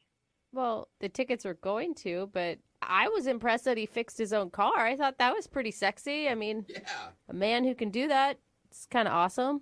Yes, a man that could do that would be awesome. Okay, so that's him, though, because he said, unless he's lying, he said his car broke down and then he fixed it and then had to take you home. And he said you chipped in, too. He said you helped out. He said I helped? Yeah. Yeah, I did all of it. You fixed his car? We broke down. He got out like he was going to check it out, and instead he stood by the side of the road and stared at the car. What? Like he didn't even open the hood? He just... No. So I got out and asked him if he was going to pop the hood and check it out, and he told me that he could not. What do you mean? And when I asked him why, he said it was because he didn't want to ruin his new leather pants. No way. Shut up. And that was when I noticed his skin-tight leather pants that apparently cost him a lot. Wait, He was wearing... Yeah, forget the car for a second. know. He was wearing leather pants. Leather pants. I don't know if I'm more like surprised and shocked that he was wearing the leather pants or that it took you so long to notice the leather pants. Well, just wearing the leather pants in general is kind of a turnoff. And then to tell me that you can't fix your car because you don't want to get them dirty. Well, they were probably expensive. I think leather clothing is usually pretty expensive. So did he just stand over you while you fixed his car? I told him he should go run back to the gas station that was down the road and pick up a few things to see if we couldn't get things working. And I let him go. And by the time he got back, I had the car fixed for him. Good job. That's so cool. Now I think you're sexy. Man. So he walked all the way to ran to the gas station in leather pants? That is hot, steamy. Yeah. That just That sounds is swampy, doesn't it? Not attractive. So you guys can probably get why I'm not wanting to talk to him anymore, right? I personally don't. I like anybody in leather pants. And that's why I like Joe, because Joe is actually on the other line listening and wants to talk to you. He's on the phone. Yes, he is. Joe? Do you even understand how expensive those pants are? I shipped them in from Italy. They were handmade. Wow. Yeah, wow, exactly. Yeah, it's actually worth more than your car, probably. Whoa, Joe, the insults. Well, she's insulting me, saying I'm not a man. I helped, okay? I just didn't want to ruin my pants. I helped. I'm really not concerned with how much your leather pants were. The fact that you asked me to fix your car so that you didn't get them dirty is where my concern lies right now. Look, I offered to help. I walked all the way to the gas station in those pants to get the supplies to help us fix the car. I thought it would be a good bonding experience, actually. We didn't even use any of the supplies you got. I got it fixed without any help from you. That's because I told you what was wrong with it. I knew what was wrong. I just didn't know how to fix it. That's pretty much like fixing the whole car, Joe. It's the engine. So are you more upset, Allison, that he didn't fix the car, that he wore the leather pants, or was it just kind of the whole package? It's definitely the whole package. Okay. Wow, this is like so disrespectful. Do you realize how much I put into this date? The washing my car, getting tickets to a concert that you like, and this is the thanks I get for this. This is beyond me. You are so stuck up. I'm so pissed off. Well, since you're being such a sweetheart, Joe, I wasn't going to offer up the fact that you were also wearing a burgundy choker. What? A choker? Wait, what's wrong with my choker? Who wears a choker on a date? Well, you know what? I'll tell you who does wear a choker on the date. French people, Italian people, people from the UK. Leather pants and a burgundy choker, Joe. Yes, all the girls in Italy love that. Yeah. Maybe I should just go to Italy, and maybe those girls would appreciate my effort. Maybe you should go to Italy. That is some risky fashion choices on a first date, Joe. I like to be bold. I'd like to make a statement. Yeah, you made that. Yeah. You did it. Instead of Italy, what about Italian? Would you guys like to go on a second date? We will pay for it. Allison, will you go out with Joe one more time? Definitely not. I'm over Joe. Well, you know what, Allison? I'm sorry I put in so much effort with you. You're clearly not worth my time. Oh, wow. man. That's true. Dudes who wear leather pants, they don't have a lot of time. You know what? At least I have the to wear something like that, Jubal. True. Or you don't. Because those things are very tight. I see what you're saying there. And you know what, Jubal? We can have a leather pants off. I will prove to you that I can wear those things better than you can wear even jorts, whatever the hell you're wearing. Dude, I am down. I will look, okay, you didn't get a second date with Allison, but you did score a date with me. We're gonna have a leather pants off, you and I. I want pink. Yeah. Do it. I'm all for it, buddy. Let's do it, chump. I'm popping online right after this and purchasing some. You tell me the time and place, and I'll be there. Yeah, dude. Wow. Let's do it. This is the manliest fight I've ever witnessed. So great, guys. Brooke and Jubal in the morning. Text in at 78592 says, that dude is everything that's wrong with America. It's Brooke and Jubal in the morning talking about today's second date update. In case you missed it, this dude Joe wanted to call Allison. They went out on a date. The car broke down, and then after they got the car working, she wanted to go back home, and then she wasn't calling him. So we got her on the phone and found out the reason she wasn't calling him back was because the car broke down, and she had to fix it herself. And why is that? Because he didn't want to get his leather pants dirty. Hey, you know what? Those things are expensive. It's just the funniest image to imagine, like pulling up to the side of the road and seeing the girl working on the car and a guy in leather pants wearing a choker you know what? sitting on the sidewalk. I appreciate a good role reversal. I do. Of course. And what I'm more excited about is Jubal and his walk-off. Yeah. Yeah. I mean, I think that was worth the second date in and of itself. Totally. Yeah, and don't forget he was wearing a choker. Yes. She revealed that a little bit more through it, that he was actually wearing a choker and leather pants. Forward. I love it, yeah. I can't wait to throw that stuff on and challenge this guy. At least he's putting effort in, I guess. Yeah. Maybe Remember, he if put more effort into his outfit than I would put into my outfit on a first date. If he Moving 92.5. Brooke and Jubal's second date update. Lydia, before you go out on a date, do you have one of your friends on standby to call you or text you in the middle of it in case you want to get out of the date? Oh, there's an emergency. I gotta go. I'm still laughing because you think that dating was a regular common thing for me. I have patterns or something. Not I went on 3 dates in my life, which is more the truth. You were just going, I never want this date to end because I don't know when the next one will come. But I've heard of people doing that. I've never done it myself. I have. You've done that? There's a secret code word. I text you banana, you got to call me right away. You should have asked Jose in the first place. He's more feminine than I am. Yeah. Oh, come on. And he goes out with a lot of terrible people. So, anyway, that's what I think happened to the guy in today's second date update, Jared, who's on the phone with us right now. Jared, how are you? Hey, I'm doing okay. How are you guys doing? Good. Why don't you explain to everybody what happened? We basically met on an online dating site. Mm-hmm. Her name's Melissa, and we kind of chatted on there for a little bit, and we decided to go out to dinner. So, I went to pick her up, and she wasn't quite ready, so I went up to her apartment. It was really nice. It was nice furniture and art on the walls, and it smelled like vanilla, you know what I mean? It was just How much did you check out her place? And were you taking video and you rewatched it later? No, but you walk in and you kind of sum it up a little bit, because if you walk in and it's a hellhole, then you're like, oh my gosh, what have I gotten myself into? I know what you mean. Yeah. So how was dinner with her, though? I thought it went well. We talked a lot. It wasn't like we were sitting there awkwardly staring at each other with nothing to talk about. But right before we got our entrees, she got a phone call. Mm-hmm. And she was like, excuse me really quick, I have to take this. So she comes back and she's like, I'm so sorry, that was work. There's an emergency. I have to leave now. And there it is. Oh. That's the part of your email that made me think that she had someone call to try to get out of the date. That's always the excuse. My excuse is a guys. huge emergency. We're so cynical. What does she do for a living?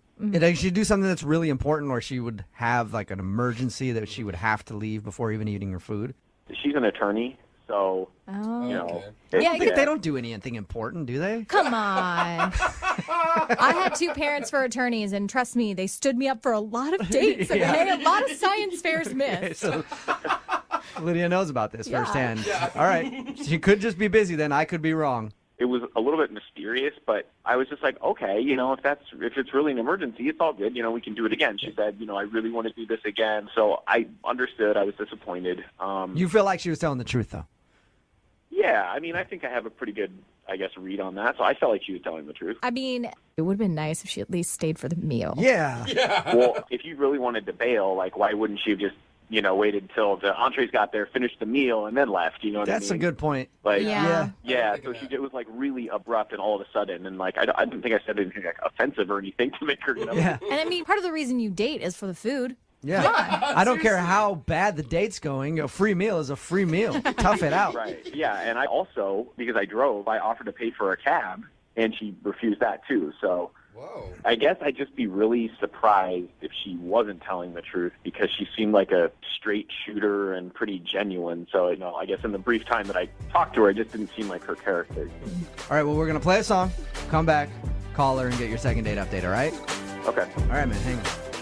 Moving 92.5. Brooke and Jubal in the mornings. Second date update. If you're just joining us for the second date update, Jared is on the phone with us. Jared's date left before even eating dinner.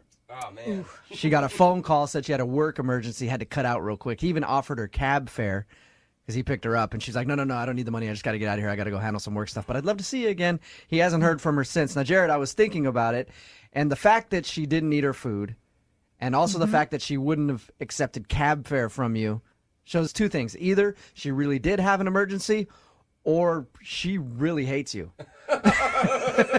Like, you really did something to screw up on the date. You know, I hope she's not lying to me, but I don't know. You guys got me thinking a little bit now. No, Jared, I want you to stick with your instinct. Let's not be bitter on the show. Let's be optimistic that there are good people who tell the truth. I don't like trying new things. All right. I didn't ask you before, how many times have you tried to get a hold of her? I've called her twice and texted her once, I think. All right. That's not bad. Yeah, not at all. Okay. We're going to call her right now, get her on the phone, and see if we can get an answer. Okay.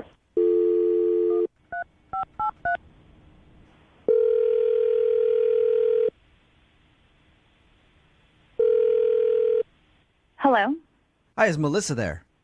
this is she. Hey, Melissa, how are you? This is Jubal from Brooke and Jubal in the Morning on Moving 92.5. Okay. Why are you calling? You recently went out on a date with one of our listeners. His name is Jared. Uh-huh. And you know about this? I do, because he emailed us and wanted us to get a hold of you because you won't return his calls. And he told us about the date. He didn't go into like in-depth detail or personal detail. He just said that you left in the middle of the date for a work phone call and said you'd like to go out again, but never responded to him. So my theory was you faked the work phone call and just wanted to get out of the date. That's not my theory, though. I think you're a good person and you really had to work. Well, thanks. Why does this matter? I don't understand. Did you fake the phone call? It's kind of my own personal deal. I mean, can you tell us something, like anything? Because you kind of left Jared hanging with nothing. Here's the deal. We met online. I don't know if he told you that. Mm. And especially for a woman, it can be a little weird. And I like to protect myself. So I have my brother call, to kind of find out if things are going well or not.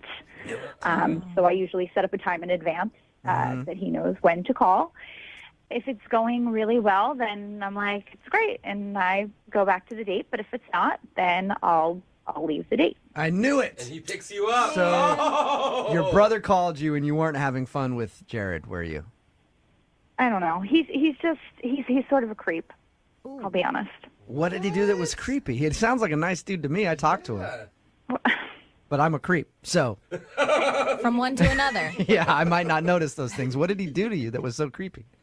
When we were driving over to the restaurant and while we were having our appetizers and stuff, he started asking me about my feminine hygiene products. Okay. Yeah. Like, which ones you use? Like, asking me about, like, because he's a guy, he wasn't sure, like, how you know what kind to get and how they work and kind of, like, if he should have some at his house for the women he's dating. That is weird. You're right. That is a creepy conversation to have with a woman on a first date. And if Jubal's creeped out, that says a lot. And I've been with girls for like long periods of time. I don't like having that conversation with them after like 4 years. Yeah, exactly. But he's super curious. Like, there's different sizes, so do you test them out? That you know what is the right one to use? Oh, come on, dude. Like, yeah, like, is there a nasty. certain test or and Hey, Melissa, like, can you hold on for 1 second, just real quick? Okay. I have to ask a question of Jared because Jared is actually on the phone Oh. listening. Jared, Oh my God. you can just Google that. You realize that, right? Oh, Yeah. wow. Oh my God. Yeah. Hi, Melissa. Jared, why would you ever think that's appropriate first date conversation? I don't know. Like, I'm a dude. Like, I just don't know these things. You know what I mean? It's just, I don't know. I was just really nervous. Like, I don't know. Like, she's really pretty, and I was really excited about it. So I was just like, I don't know. So you asked about that? Here's the thing. First of all, that's the worst conversation. I've never had a guy I've ever dated that ever even wanted to talk about those products, see those products, like have anything to do with those products because they don't even want to think about why you're using those products. Yeah. Yeah. So it's like, I don't know. Have you never had a girlfriend before? Well, no, I've been in a long-distance relationship for the past few years, and recently we broke up, so I haven't dated in a while. And you decided to bust out that talk on a first date. Yeah. I mean, honestly, a part of me was curious because, like I said, I'm a guy and I have no idea how this stuff, you know what I mean? I just, it's just like Yeah. But something I don't why- know about. I don't even want to know how they work. I don't Let know. alone, like I just, So embarrassed. Like, I feel, I'm absolutely mortified right now. yeah, maybe you shouldn't have called the radio. Well, like, listen, Melissa, I really like you. Like, I don't know. Like, it's something about you. I just really like you, and I just felt like I messed it up somehow, and I really, genuinely did. disappointed. You know, when people get nervous, Jared, they might hiccup or Yeah. talk too quickly or I don't But you know. also have to understand, like, I just got out of a long-term relationship, and I just haven't been on, like, dates like this and, like, literally. Yeah, I feel like that's not a good excuse, No, Jared. I me just think either. Common sense, dude. Common sense. I don't care if it's not a good excuse or not. That's the honest truth. So I don't know what else to say except I'm sorry. Did you? I might have or probably did screw something up that I was genuinely excited about. And Melissa, would you like to go out with Jared again? He thinks you're funny. He thinks you're smart. He thinks you have great taste in feminine hygiene products. I mean, that's what Come on. ladies look for in a guy, right? No, would you like to go out with him again? We will pay for it. Jared, I think that, coming out of this relationship, like you said, I think you need some time and maybe date a lot of women to kind of, get more comfortable. And Melissa, that is a very nice way of saying hell no. Yeah. Tactful. Jared, I'm sorry. I don't think Melissa wants to go out with you again. You got your yeah, answer. No. But at least you improved your dating skills, okay? Yeah. Melissa, you sure you don't want to go out with him again? Think about this. If you guys did end up in a relationship, he might be the only dude on the planet who's happy to go buy that stuff for you. I mean, I'll totally let him go buy them for me if he wants. I'm not going to date him, but I don't like buying them. So Hey, he can Jared, do it for me. It has been sort of a successful second date. 92.5. Brooke and Jubal's second date update. You know what a surefire way is to get a woman's attention? Oh, God, don't tell me. Please don't tell me. Try to run her off the road. Yeah, I knew. I didn't want you to tell me. Yeah, and it works every single time, you guys. Oh, yeah. Every time I've tried to get a girl's attention, I just, just check her bumper a little bit in traffic. She always notices me. That's the wrong type of attention. That's what happened to Rachel. Hey, Rachel, what's going on? Hey, how are you? Good. Now, the guy you emailed us about, his name's Phil.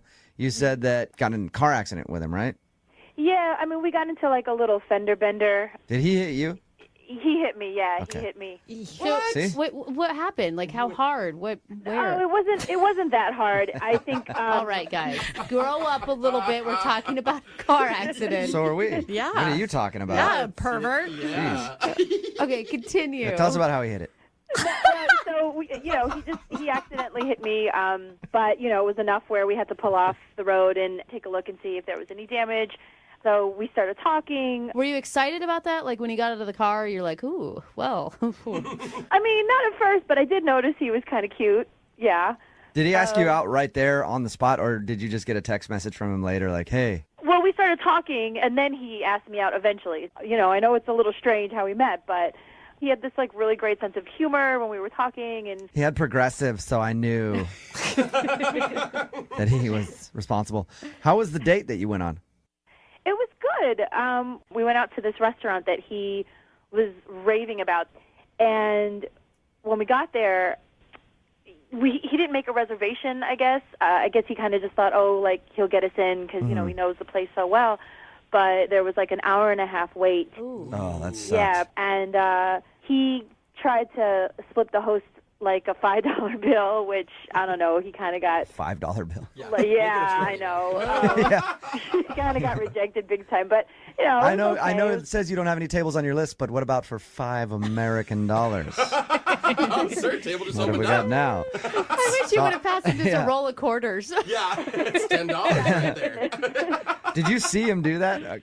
Yeah, I did. And the look on her face was kind of like, are you kidding me? So it was embarrassing, but it was kind of cute, that he tried to get us in and everything. Did you wait for the table then for an hour We and a did. half? Oh Yeah, my we waited an gosh. hour and a half, but, we were talking the whole time, kind of getting to know each other, and the time went by really fast, actually. I didn't even notice that we were waiting that long. And dinner was good. It was really good food. We had great conversation. And then when the bill came, he couldn't cover it because he only had $5.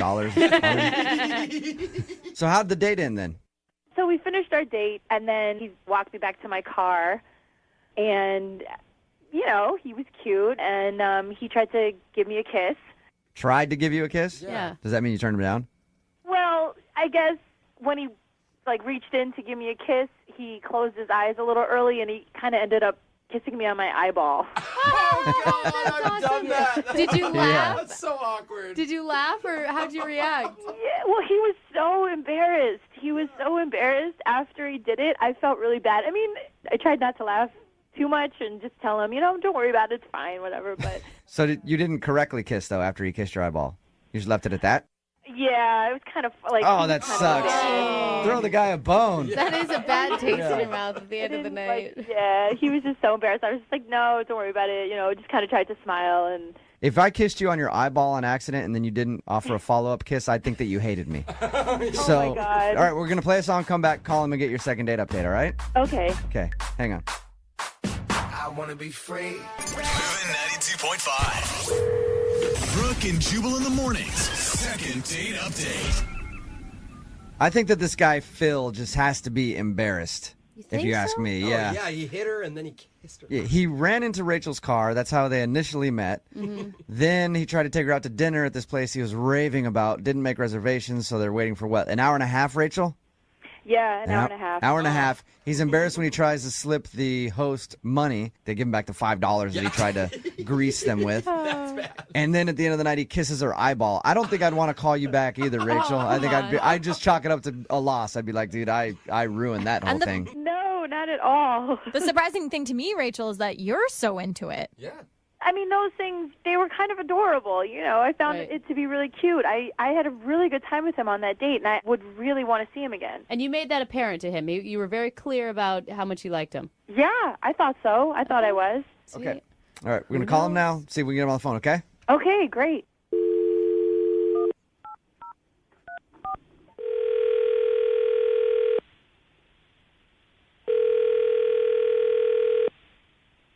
Hello? Hey, I was looking for Phil. Yeah, speaking. Who is this? This is Jubal from Brooke and Jubal in the morning. I'm moving 92.5. How are you? 92.5. Oh my God, are you serious? Wow. Yes, I. This is the reaction I get when I call most people. Phil, That is don't worry not about true. it. What's up, man? How you doing? I'm great. How are you? Good. Do you know why I might be calling you? No idea. Have you ever heard one of the second date updates that we do? Kinda, sorta, yeah. You sounds like you're not too familiar. If you don't know what a second date update is, it's where you go out on a date with someone and then blow them off after. Then they email us and ask us to call you to find out why. So I blew somebody off? Yep. Any idea who that could be? Jeez. I mean, I did kind of go on a date like last week with this girl, Rachel. And has Rachel texted you and called you after the date to try to maybe hang out again? A couple times. I think she may have left me a message. And you haven't responded to her, which technically means you blew her off. So here we are. I love how men's brains work. Oh, yeah, that one. Rachel wants to know why you won't call her back. Is there any particular reason? Well, man, to be completely honest, man, she's just a little weird. She was a little weird. What? I figured that it was embarrassment. I figured you weren't calling her back because you were embarrassed, but you say it's because she's weird? Oh, yeah. It turns out, like all the stuff that we talked about, she didn't really tell me everything about herself, like pertinent information. So Wait. What do you mean by that? What do you mean by everything about herself? you go on dates because, you want to get to know somebody a little bit better, maybe see if it leads to something else. Yeah, I was going to say hook up after it, but apparently some people have different reasons for dating. So what did you find out, though? So after the date, I went back and went to my friends, and I was like, I went out with this awesome girl named Rachel, and I actually showed them a picture of her, and my boy was like, this was the same girl that was dating a mutual friend of ours. What? Oh, okay. Man. Wait, hold on. How do you guys really know that that's the same person? Facebook? Yeah, I could pull a picture of you right now. We actually found the profile of the boyfriend, right? And we were going through his pictures. She's on the profile picture making out with home dude. What? Oh, Wait, so she's cheating?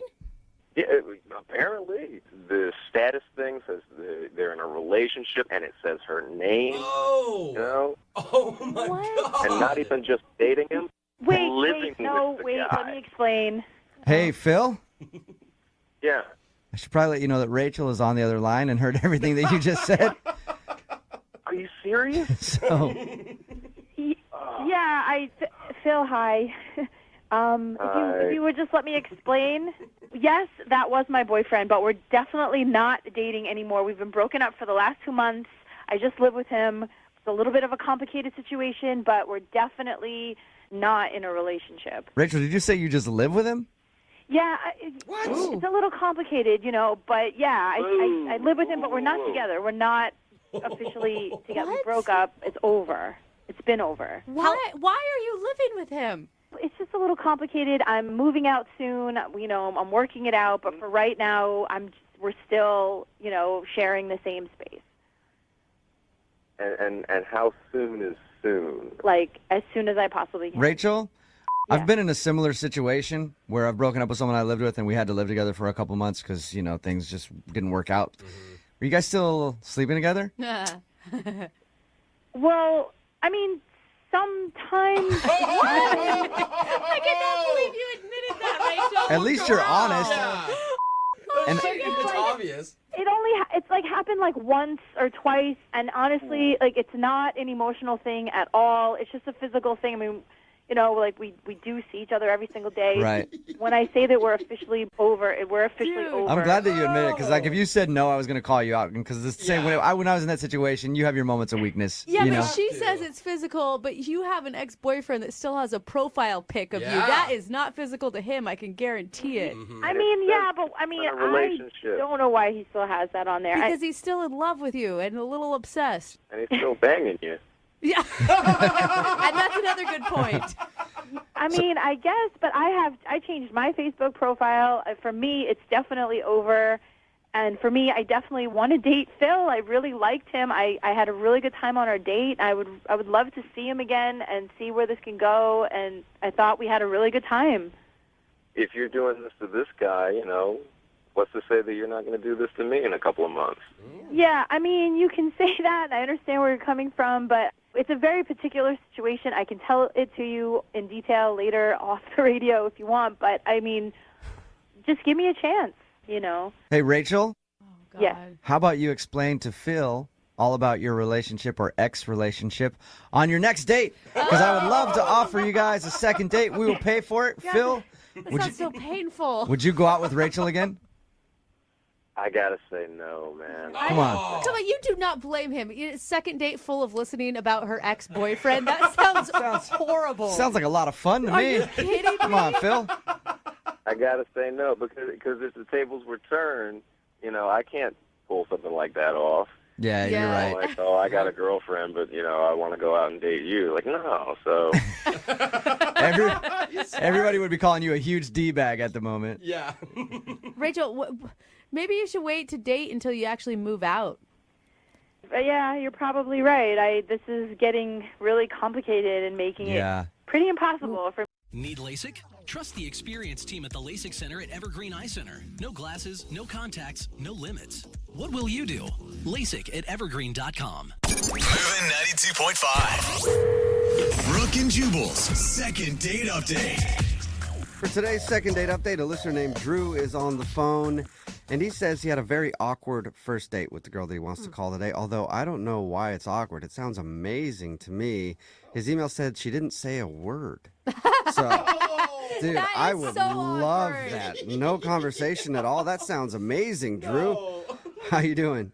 good. How are you guys? Not too bad. Oh my God, even just Jubal's short description of that, that sounds terrible. It sounds awful. Yeah, it was very, very, very strange. I mean, I guess I should start from the beginning. Yeah, or just tell people how they can get this girl's number so they can go out with her. They're interested in someone who doesn't need to waste time with words on a first date, you know? You are the only one that hates talking. No, I know. Well, it got built up to like such a big point, but so I started talking to this girl named Bonnie off of like an online dating site. Okay. And we're just like chatting, just, you know, like, how are you? Did you see this movie? Blah, blah, blah. Yeah, normal, like, run-of-the-mill.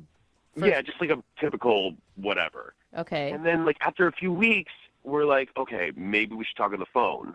And nothing changed from, like, transferring it over from text to talking. Well, that's great. Yeah, so we decide to meet each other in person. We're like, okay, we need to just do this. We need to see each other, whatever. Yeah, what took so long? Why were you waiting so long? I don't know. Like, we just kind of, like, you know, scheduling conflicts. I would be busy. She would be busy, you know. Okay, so you finally figured it out, and what did you do? Well, so we're like, you know, let's meet. And she texts me like an hour before we're supposed to meet up and says, oh my God, I'm so sorry. I double booked myself. I was supposed to do this thing for my job, and I'm sorry I can't meet up. I was like, okay, you know, like, no problem. So then we planned to hang out a couple of days later. And then she's like, oh, I'm so sorry. I'm sick. Wait, this is the second time she's bailed. Yeah. And I was like, you know, now it starts to sound kind of like a scam. Like, you know? Like she's just blowing you off and never actually wants to get together. Yeah, but then I'm like, if you want to blow me off, then just blow me off. Right, because she's investing a lot of time talking to you and texting with you. It's almost like you guys are in a relationship before you even went out on a date.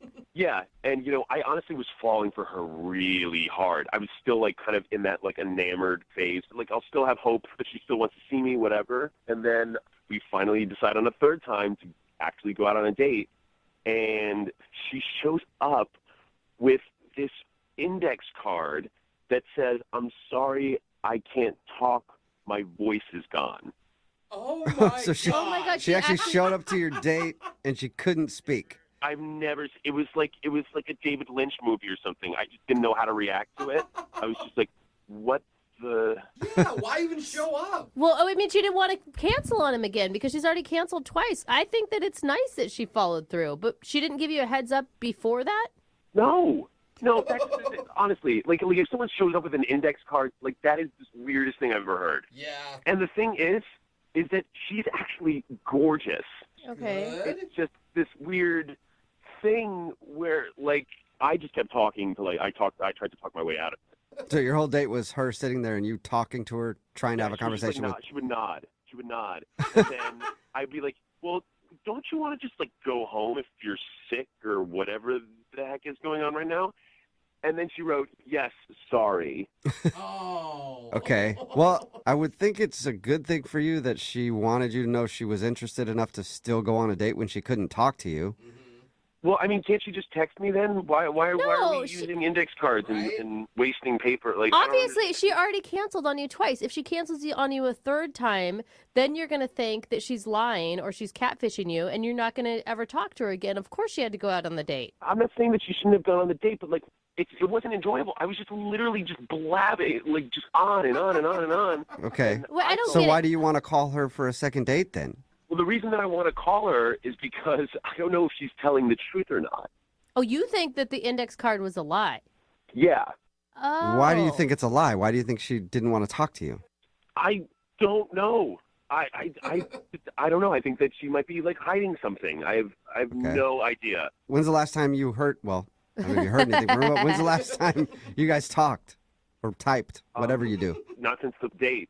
I haven't heard from her. So you guys went from talking every day to absolutely nothing. Yeah, I don't know. I mean, like, whatever is wrong with her voice obviously has affected her texting. It's affected her texting fingers too. She can't even type to you. I just want to figure it out. I just want to know. Okay. Well, play a song, then come back and call her and get your second date update. All right? Thanks, guys. If she's talking. Yeah, right? That would be kind of a bad part for us. We'll do it next. Hang on. Moving 92.5. Brooke and Jubal in the mornings. Second date update. If you're just joining us for today's second date update, Drew is on the phone, and I'm really pulling for Drew today because I think that he went out with wife material, for sure.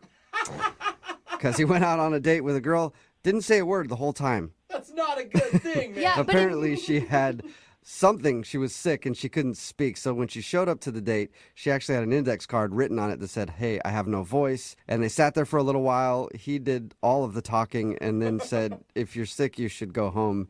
And she wrote on her little index card, "Yes." And then she went home, and he hasn't heard from her since. More than anything, though, he just wants answers because he feels like she was faking. Drew, are you ready to give her a call?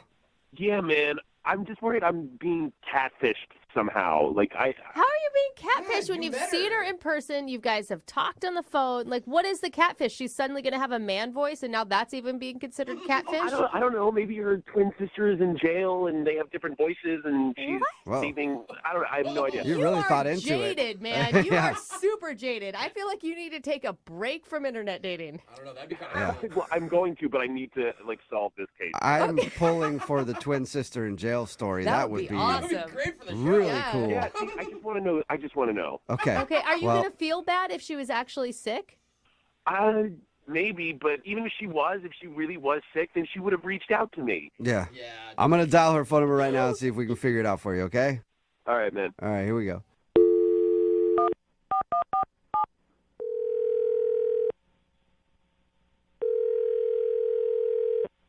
Hello, Hi, I was looking for Bonnie. this is Bonnie. Hey, Bonnie, how are you? This is Jubal from Brooke and Jubal in the Morning, the radio show.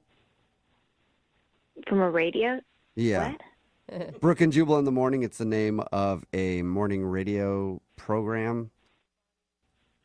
Why? Why? I don't really know. That's good just the question. name we gave it. It Why seems are we simple. calling you? Is that what you're wondering? Yeah. Oh, okay. I thought maybe you were just wondering why we named it that. Calling you today because we do a segment on our show called the Second Date Update. That's where if you go out on a date with somebody and then end up blowing them off after, they can email us and we'll get you on the phone and see if we can find out what happened. So you went out with a dude named Drew. Oh my God. Yeah. And Drew emailed us and told us a little bit about your date, that you guys met online, you talked a bunch, and you finally coordinated a date. But when you showed up, I guess you had no voice. True. And she said that it was awkward because you couldn't talk. And then eventually he said, if you're sick, you can go home. And then you went home, and that's the last he heard from you. Yeah, okay. He also said that he really, really liked you, and you guys talked for like a month or something leading up to the date. Yeah, we did. You don't sound like you like him as much as he likes you. You sound bummed. Yeah, it's okay if you don't like him. I think he just wants to know. I mean, I wasn't feeling good the day that we were supposed to have our date, and I didn't want to cancel on him. So I ended up going to the restaurant, and I got there, and I asked the hostess where he was seated, and I look over at the table. he's already there, and he looks nothing like his picture, nothing like any photos. Wait. What? So you hadn't lost your voice? Because you said you just asked the hostess. Yeah, I had not. And I was just trying to figure out what should I do. I mean, I've been talking to this guy for a month. Wait, how? So you feel like he catfished you or something? I feel like he was trying to portray himself younger than he really is. And I didn't want to, I just felt guilty for leaving. So I was just like on the fly. I just asked the hostess for a pen and paper, and I'll just say, I lost my voice. Whoa. Oh, wow. That's quick thinking. No, you guys, that's ridiculous. How different could he have looked? I mean, how old are you talking? Are you kidding me? Like, easily could be my uncle. Oh, man. We're talking mid-40s. I'm in my mid to late 20s. Oh, gotcha. And the pictures on his profile were definitely in my age range. So when I saw him, it was quite traumatic. I was like, this is not what I signed up for. I don't know who this guy is. And he barely looks like his photos. I could kind of tell that it was still him. Why not just cancel on him instead of sitting there acting like you can't talk? Because all the time we had spent talking already, I felt guilty. I was trying to be nice. I didn't want to stand him up. Yeah, but you don't owe anything to somebody who's lying to you. I mean, did he outright tell you that he was your age, or is it something you just assumed? We never had the conversation, but his photos make him look younger. So. Yeah. It's weird that he wouldn't ever bring that up. Like, if he knows he's using photos from 20 years ago, he's probably going to get caught. Yeah, I don't know. I didn't stay that long on the date, if that's any consolation for you. He thought you might be faking. Yeah. Not having a voice. And I guess you were faking, but he did suspect that. I mean, it is what it is. He was lying. I'm not lying. You're lying, Bonnie. Drew, you're supposed to wait. What's going on? Oh, Bonnie, that's Drew. He's actually on the other line listening and wants to talk to you, but apparently he couldn't wait until I called him into the conversation, Drew. Yeah, no, I'm sorry, guys, but like she can't say that I'm lying. I'm not lying. Well, how are you not lying if you put those photos that were on my profile? Yes, they were of when I was younger, but those were the best photos. I'm not gonna put like a crappy photo of myself on the thing. It doesn't make any sense. Why did you guys not tell me that he was on the line? Why did you write on a note card like a sociopath and then say you couldn't talk? If that's what it is, then just say that. I don't know why you went around this crazy... You know, Drew, I was doing you a favor, okay? I stayed. I could have left. You could have just been stood up at that restaurant like an average 45-year-old man, but I stayed.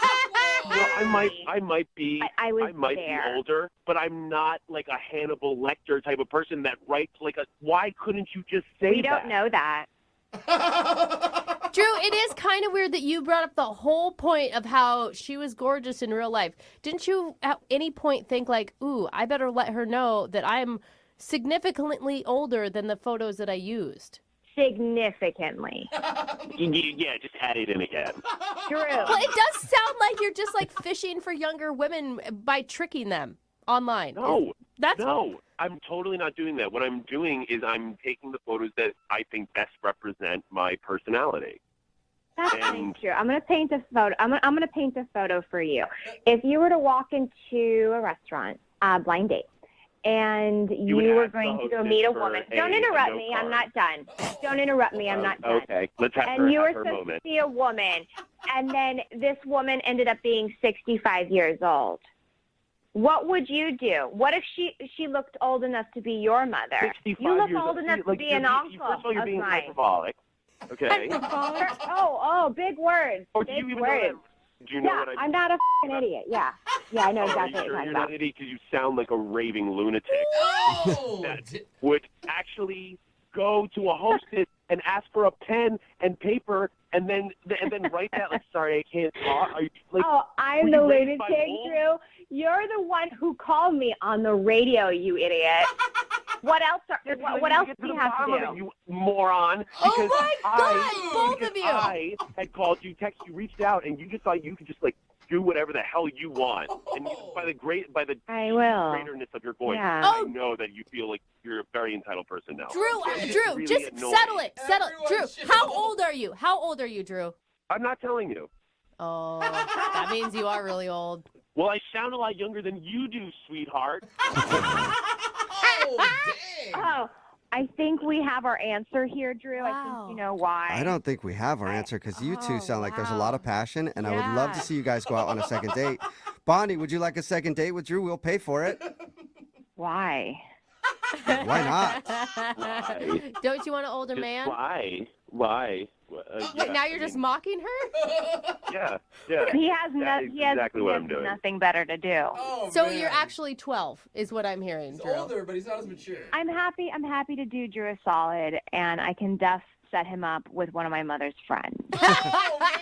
Okay. Bonnie, thank you for your time. Drew, I'm sorry you didn't get your second date, but maybe update your photos online. Maybe that will help. Yeah.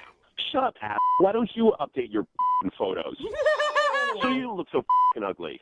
I've tried, but there's nothing that can really help that. Maybe I can borrow your photos. Brooke and Jubal in the morning. Text in at 78592 that says that Drew sounds pretentious. He is pretentious because he's older. Yeah. You get a little more pretentious when you get older. True, you get that money. You get that good 401k. You missed today's second date update. This dude, Drew, wanted to call a girl named Bonnie. They met online and they talked for about a month, and then they agreed to see each other in person. And when she finally showed up for their date, she had an index card that said, "Sorry, I lost my voice." And she couldn't talk, so the date was cut short. He was suspicious and thought maybe she was faking, so we called. And she admitted that she was actually faking it to get out of the date because she said he looked 20 years older than his pictures online. That was so creative on the fly. But listen, he never denied that he was 20 years older than his pictures. Yeah, he didn't want to tell us. Seems like that means he's 30 years older than his pictures to me. He just said they were good pictures of him. Uh-huh. A lot of people have good pictures from 20 years ago. Right? Yeah. So they got into a big argument about it and no date. They did not go out for a second date. Yeah, well, she should have known when they were obviously taken on a 35mm camera. Yeah. We got an email from a woman who wants a second date update, and I really like these ones. Okay. Because we don't get them a lot. Maybe once or twice a year it'll happen where someone with a long-lost love who went on a date over a decade ago, I do love these ones too. now they're coming to us hoping to reconnect with that person. Me too. I'm sorry if I'm bringing this up in front of you, Jose. I know you had a lot of one and dones from a decade ago, so it's a little traumatic. I do. Well, there's only one. Miss her.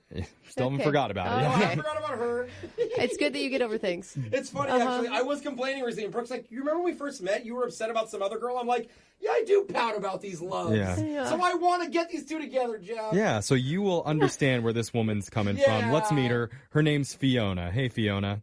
Hey, hi. Oh, my goodness. Fiona. So wait, how long ago was your date? About 15 years ago. Whoa, dang, girl. You don't even sound old enough for that. I know. How old were you? Like 6 years old? No, you just caught me on a good day, I guess. Oh. Oh, good voice. All right. So what's this guy's name? Charlie. Oh, look at how you even wow. said it. Charlie and Fiona. So where did you meet originally?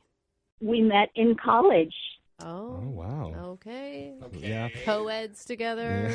A lot of striking out on your own. A lot of weird stuff happens in college. Yeah, that's not the romantic Yeah. setting I was thinking. But, Yeah, you're thinking in the back of a frat house somewhere. Yeah, now it kind of changed. But I don't know, maybe your story is a little bit more romantic than Brooke and my experiences in college. Hey, I went to community college for a semester. Apologies, Jose. Thank So if you want to tell us a little bit more, what happened? So basically, we went on a date, and it was just really great. It was dinner and then a comedy show, and he was this kind of sort of rugged guy. He's got this great deep voice, but he also just is such a gentleman at the same time.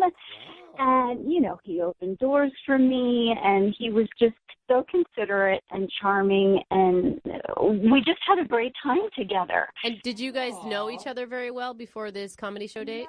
Not very well. I'd seen him around, but a friend basically set us up together. Okay. I mean, this is another student that you're talking about. It's not one of your professors. I didn't think of that. I mean, you're telling me he can pay for his own dinners and he's a gentleman? Like, what type of college guy is this? He was not a professor. He was another student. All right, you just never know with this show. Yeah, we get all it's sorts true. coming on here, so True. it's good to know. I was thinking the whole time, I'm like, I don't even know if I went on an actual date in college. Yeah. Give me a top ramen. I think we just got drunk and ate pizza a lot. That was it. Yeah. Look, I'm tearing up. So, okay. So, we kissed at the end of the date, and it was great, and he dropped me off at my dorm. And then somehow there wasn't a whole lot after that.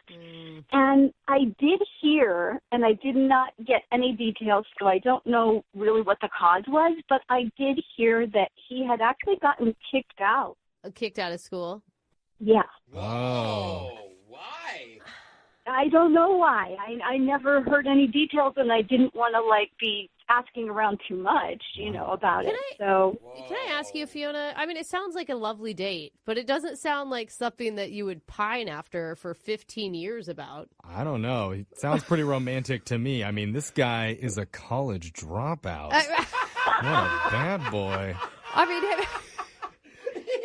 why are you still thinking about this guy? So here's the thing. I haven't been pining, so it's not so much that, but he popped up recently on Facebook. Okay. Totally. That happens, yeah. So that kind of reminded me of the whole thing. Yeah. And it looks, from what I can see, that he's single, and it looks like he's moved back into the area. And so I just was thinking, because I'm kind of shy, I kind of was hoping maybe you guys could sort of kind of reach out to him, see if he remembers. Oh, that's smart, actually. I like that. No, think about it. That way she doesn't look creepy, like she's been holding on to it. I don't know if for the dudes, okay, you two, would you be freaked out if someone came to you and said, hey, 15 years ago we went on one date, let's go out again? I'd be like, finally, someone thinks I'm good in bed. Yeah. This is awesome. Yeah, Brooke, we're men. That's a stupid question. Yeah, of course we're interested. Okay. So have you haven't tried to get in touch with him at all? No. So wait, how did you get his phone number then? Well, my friend on Facebook knows him. Oh. So she has all of his info, and I don't know, I just thought maybe it could be romantic, so many years later, maybe see each other again. And I mean, I don't know what would come of it, but, You really want that big love story, don't you? Yeah. Well, sure. That's okay. That's okay. Maybe at a minimum we can get a 2-story beer bong out of this. No. So why don't maybe a cake stand? Yeah, I mean, we'll take our wins where we can get them. We're going to play a song. We'll come back. We'll call Charlie for you, and we'll try and get you a second date update. All right, Fiona? Okay, thanks. Okay, hold on. If you're just tuning in for the second date update, we're talking to a woman named Fiona who's hoping to get back in touch with a long-lost love from her college days. Yeah, 15 years ago. And I got to say, Fiona, I'm very impressed. Well, thanks. Yeah. I mean, not by the date, just by the fact that you remember your college days. That's not an easy feat. A lot of people don't. No. I mean, I think I pretty much remember my parents dropping me off at my freshman dorm. Then I joined a frat. Next thing I know, 4 years have passed, and I'm regaining consciousness in a stadium full of people with my cap and gown on. So I feel that so much, Yeah. Jeffrey. I really do. But Now you're here. Here I am. Fiona had a different collegiate experience, and she met a guy named Charlie. They had a very nice, very romantic dinner date. But before they could continue their relationship any further than that, Charlie suddenly left school. And it's not clear if he was kicked out or if he just dropped out voluntarily, but Fiona's hoping 15 years later that we can call him and finally get some answers and maybe rekindle the romance. Is that all right, Fiona? Yeah, that sounds great. I'm sorry, I was just enthralled. You're enthralled. By your own story. Oh, my God. I know. Here's the thing, Fiona. I think with this, you don't have anything to lose. Like, this guy isn't in your life. You never see him. Like, if he totally denies you, who cares? Exactly. You see, that's so well said. I think that's exactly how I feel. Okay, so if he doesn't remember your name, just don't feel bad, because I remember maybe one of my boyfriends from college's name. Okay, I'll try to survive the shock. Okay. All right. So we're going to dial the phone number right now. Really want this to happen for you. But remember, keep your hopes low. Yeah. So dial the phone number right now. Here we go.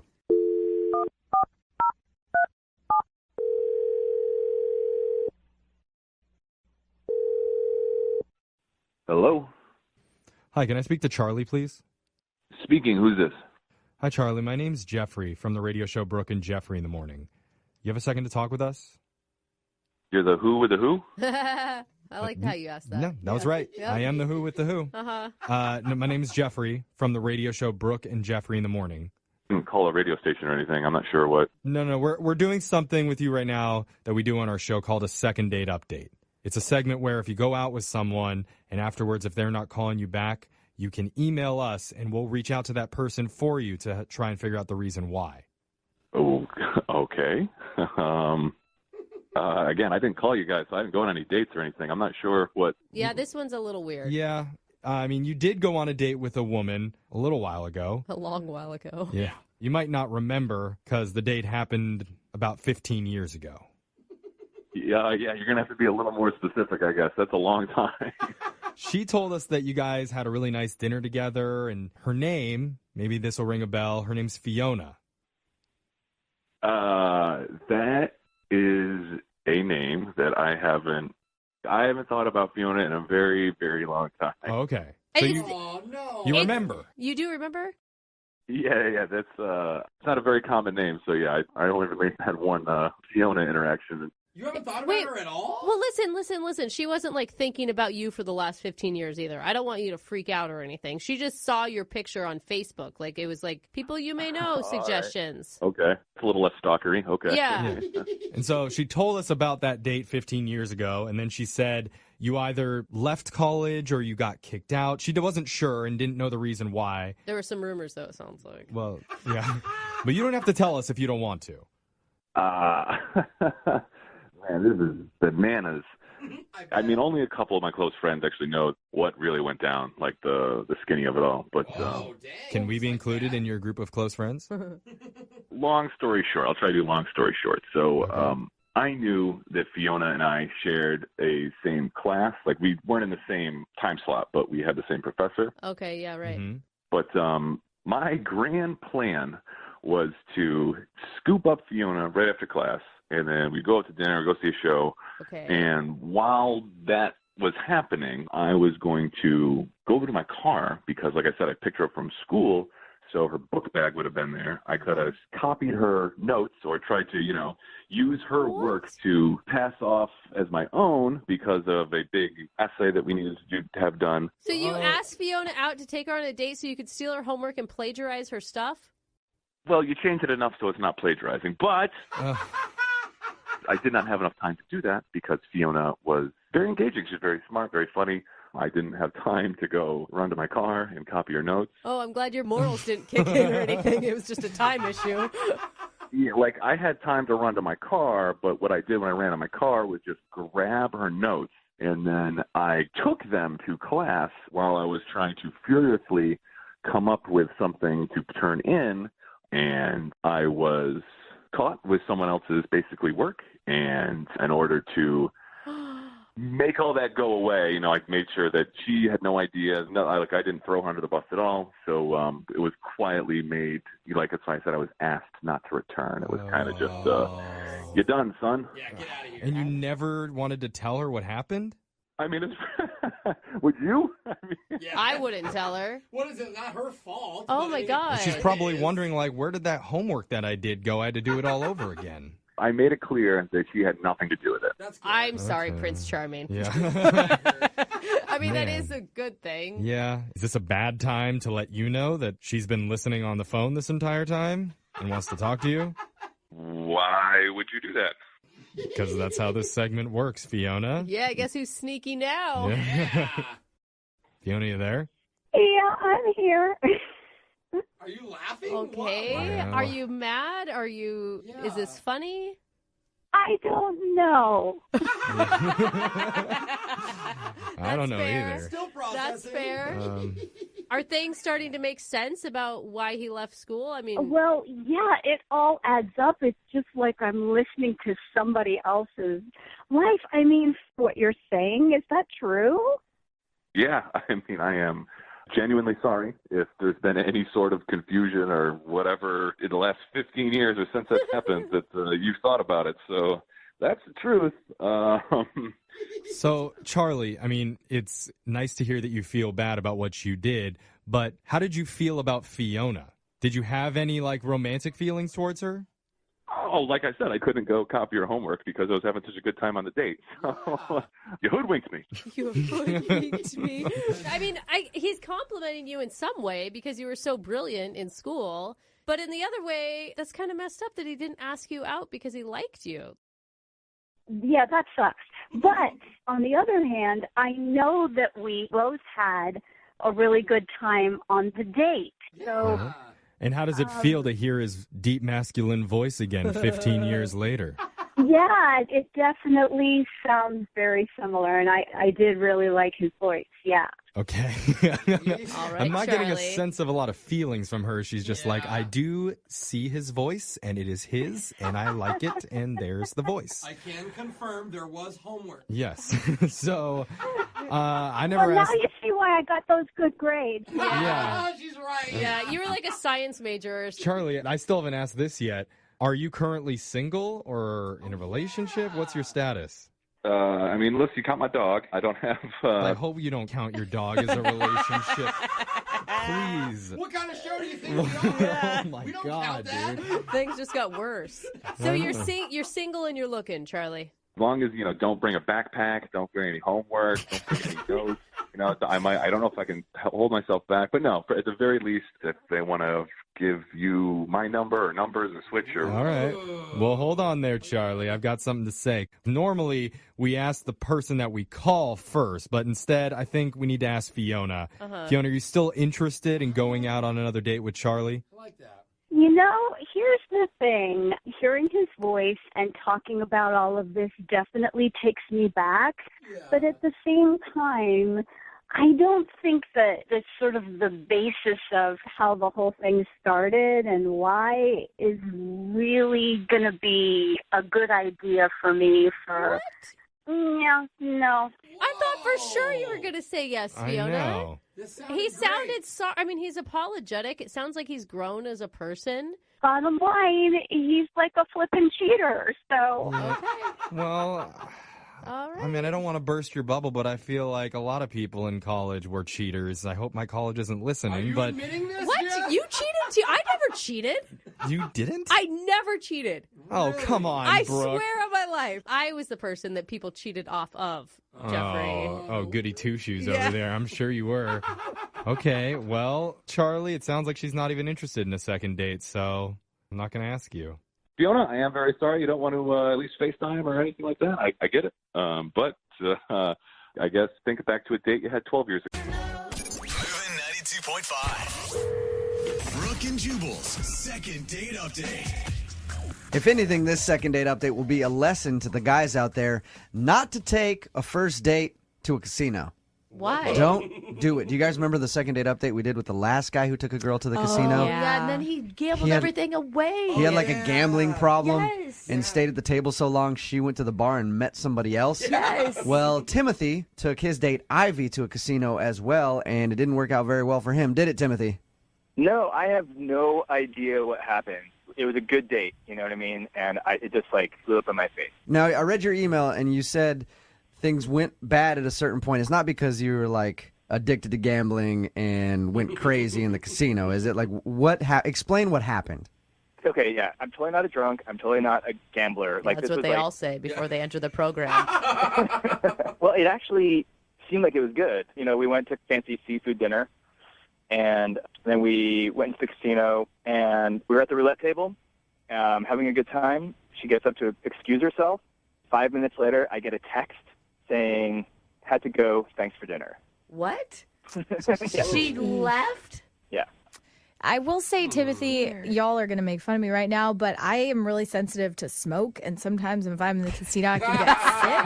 I had to run home to get my inhaler. My asthma. I will be back shortly. Just saying. So she just left, and you've tried to get a hold of her since then, right? You tried to take her out again. Yeah. I mean, like, basically, I'm still at the table, and I texted her. I was like, "Are you still in the casino?" And then she just texted me driving home. Weird. So basically, I texted her again the next day. I was just like, "Hey, I had a good time. It'd be fun to go out again. Any chance?" And she just texted back, "I don't think so." And it was like all of a sudden, like, did I say something offensive or something? And I'm trying to like wrap my brain. I don't think I did anything dumb. I don't know. I can't. Are you sure? Are you sure you didn't get distracted at the table for too long and ignore her? That's what happened to the last guy we talked to who took a girl to a casino. No, I mean, we're seriously like having a good time. Like, I wasn't like ignoring her. I didn't go into some weird black hole of gambling addiction. Yeah. And I didn't get drunk. You sound likable and and actually not crazy. Is there anything that you can think of that you did on the date? Did you say anything to her? There's one. Okay, so I did do something in preparation for the date that I don't usually do that I did that may have backfired. Uh-oh. Okay. That's creepy. What'd you do? Sorry. It is creepy. No, I mean, like, I was just kind of like, looking for the date, and I quit smoking, but I used to smoke a lot, and so I had my teeth bleached. You had your teeth whitened. Oh, yeah. That's not bad. I did that after I quit smoking, too. Yeah. I mean, imagine that episode of Friends where Ross gets his teeth whitened, and it's like glow in the dark white. Is it that bad, or are they just a whole new shade of white, or can you see them from miles away? I'm pretty, like, naturally dark complexion, and I think the new color of my teeth is a little bit shocking, and I have pretty, like, straight teeth, and so, like, all of a sudden it looks like I'm wearing, like, crazy dentures. All right. Yeah. Yeah, but I don't think even if she thought your teeth were like veneers and you were fake or whatever, that's enough to get a girl to just leave you in the middle of a date. She probably won't want to go out with you again if she doesn't like the way you look, but I doubt she's going to just ditch you. And she hung out for hours. I mean, like, we had a good time, but I started feeling kind of self-conscious. Like, I'd go to the bathroom and kind of, like, look at myself and like, oh, my God. Maybe it's in your head then. Well, we're going to play a song, come back, call her, and get your second date update, okay? Cool. All right, hang on, man. Get jazzy on. Moving 92.5. Brooke and Jubal in the mornings. Second date update. This whole time, I've been picturing Timothy, the guy doing the second date update, like some character out of a bad mobster movie. Why? He's just at the casino with these blazing white teeth. Oh. I picture him with, like, some shaded glasses and a big butterfly collar on. Few gold chains. Yeah, they call him Timmy the Tooth. Timmy the Tooth. Timmy the Tooth. What's up, man? Are you ready to do the second part of your second date update? Yeah, I'm ready. If you're just tuning in, Timothy called us about a girl named Ivy. He took her to the casino. Things were going all right. They were at the roulette table. She said, I'm going to the bathroom. And then texted him, said, I'm driving home. Yeah. When he tried to get a hold of her again, she said, no, we're not going out. The only thing that Timothy can think of that could have turned her off is the fact that his teeth are incredibly white because he just had them whitened. I feel like he's missing something that happened. There has to be. The thing is that guys necessarily aren't good at picking up on these hints. Did she at all act attracted to you? She didn't act repulsed by me. Like, we were, I don't know, we were in that zone. We were in, like, a good first date zone. That's usually what happens when you're in the good first date zone. They leave you in the middle of the thing and say they never want to see you again. Yeah. All right, Tim, you ready to call her? I'm ready. Let's do this. Here we go.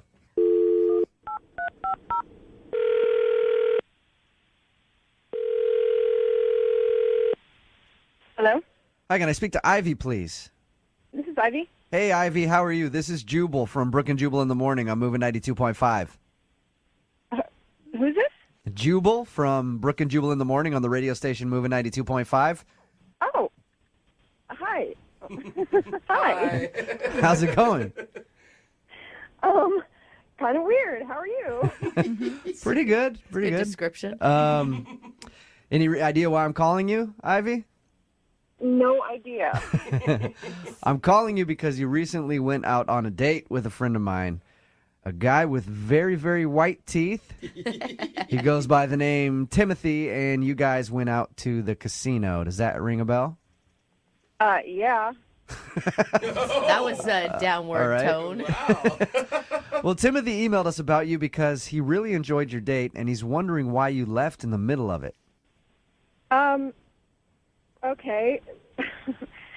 I don't know what to say. Okay, so he told us that, you guys went to the casino and you seemed to be having a good time. And then all of a sudden, in the middle of you guys playing roulette, you got up and said you had to go to the bathroom. And then you texted him and said, I'm driving home. Mm-hmm. And then he said something about later on, like, hey, do you want to get together again? And you said, absolutely not. So he clearly did something to upset you, right? He told you all of that? Yeah. Yeah. Well, kind of. Yeah, actually. Oh my gosh. Okay, what did he Please- do? Yeah, please tell us, because this one's killing me. He sounds like a normal, nice guy. This was a first date, and he had a big, huge plan, and I was not into it. Okay. He proposed marriage All right. over sushi or Hey, something. Ivy, he says that the only thing he can think of that went wrong on the date was the fact that he had just had his teeth bleached a little while ago, and he thinks maybe that his ultra white teeth turned you off. That wasn't it? No, he had fine teeth. What the hell? So we're at dinner. It was a nice dinner. And then they brought out dessert menus. And instead of ordering dessert, he pulls out, oh my God, he pulled out like a key card for the hotel in the casino. Uh-huh. What? And puts it on the table. I'm like, what's that? And he's like, well, I took the liberty of getting a room upstairs, and I have got some champagne, and I thought maybe we could go have dessert upstairs. So he was trying to get you up to the hotel room already. Oh, God, and using a horrible cliche for all of it. Nice. Honestly, I was so shocked, and I didn't know what to do. So I just sat there and, was thinking about it the whole time in my head, and I'm starting to get pissed. Yeah. Like, what kind of girl does he think I am? But seriously, Hey, Ivy, I know who we can ask what kind of girl he thinks you are because Timothy, you Casanova. You hornball. He's on the other line right now. Timothy, you didn't tell us about the room key. That's a big detail to leave out. Timmothy's on the phone now? Yeah, he is. Say hi to Timothy, Ivy. Hi, Ivy. So embarrassing. I didn't think it was that big of a deal, and I did not think that you thought of it that way. Seriously, I was like, I ordered that hotel room as soon as we made the plans because I knew that we were going to drink, and I don't drive drunk. And when I went up to the hotel room, when I first got to the casino, it was really nice. It was there was a beautiful view, and there was a mini fridge, and I was like, yeah, I'll get some champagne. It would be super nice. And I totally was not thinking that it was creepy at all. Right. If it was so platonic and everything, why not get 2 hotel rooms? I just figured for myself, I was going to stay there no matter what. Oh, okay. I just figured, hey, we're out here. I'll get a hotel room. No big deal. Can I be completely honest with you, Timothy? I think that's a heaping pile of bullshit. Yeah, girl. It's just an excuse. You just wanted to get into my pants. So you're acting all noble, like, oh, I don't drink and drive. Honestly, sleep with me on a first date. You must have thought I was easy. You must have thought I was a but just we're trying to get laid on a first date, and you can't make any excuses that are going to make up for that. Okay. I'm okay. not In my defense, Okay, wait. Let me just say, in my defense, now your friends did say that I might get lucky, but that's not what I was thinking. Are you kidding me? No, I'm not. But that's not what I was thinking. That's your friend. So you, Ivy, do you think that your friends would have sold you out like that and told Timothy that you're a sure thing? I don't care. All I know is it's insulting. It's ridiculous. I'm not so sorry, and it's the rudest thing that anyone has ever done on a first date, ever. Well, okay, so let me just say, I think when I brought the key card out, I may have made it a little bit more of a joke. You know what I mean? Now he's just backpedaling. Want to go to my room? I did kind of say it like that. Yeah, right. Joking, Hey, Timothy, let's just stop way you're ahead, all right? Or not even close to ahead, way actually. Let me just stop you. How about that? Yeah. Ivy, I would love to ask if you would like to go out on a second date with Timothy. We will pay for it. I'm sure Timothy is down. Yeah. Would you be willing to go out with Timothy again? We will pay for it. Well, let's see. Somebody who orders a hotel room on our first date? That's a very good point. I'm going to go with no. Oh, man. Shocking. That surprises me, Ivy. Yeah, you sounded like you were smitten with the guy. Timothy, have you learned anything from the second date update? Yeah. I guess I'm just going to have to be a little cooler, I guess. Need LASIK? Trust the experienced team at the LASIK Center at Evergreen Eye Center. No glasses, no contacts, no limits. What will you do? LASIK at evergreen.com. Moving 92.5. Brooke and Jubal's second date update.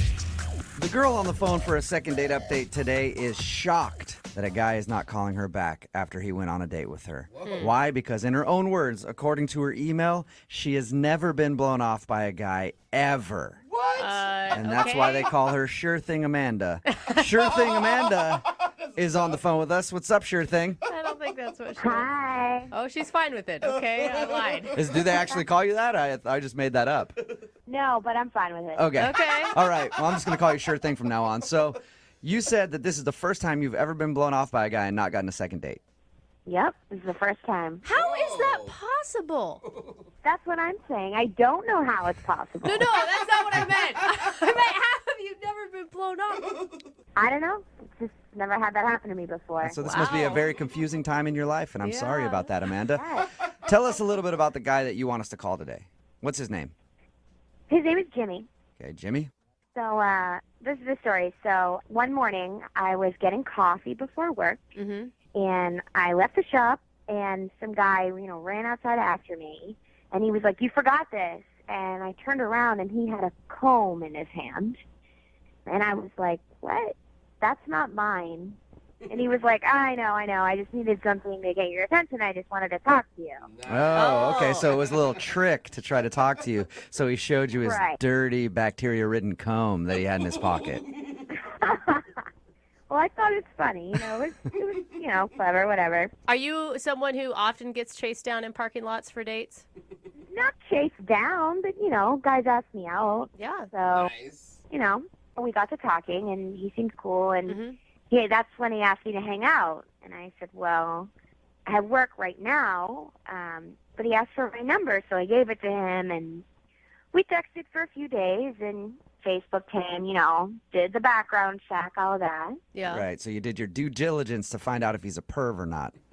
Right, exactly. So he seemed cool, so we set a time to, hang out for a date, and we went to dinner. How was dinner? Was everything cool?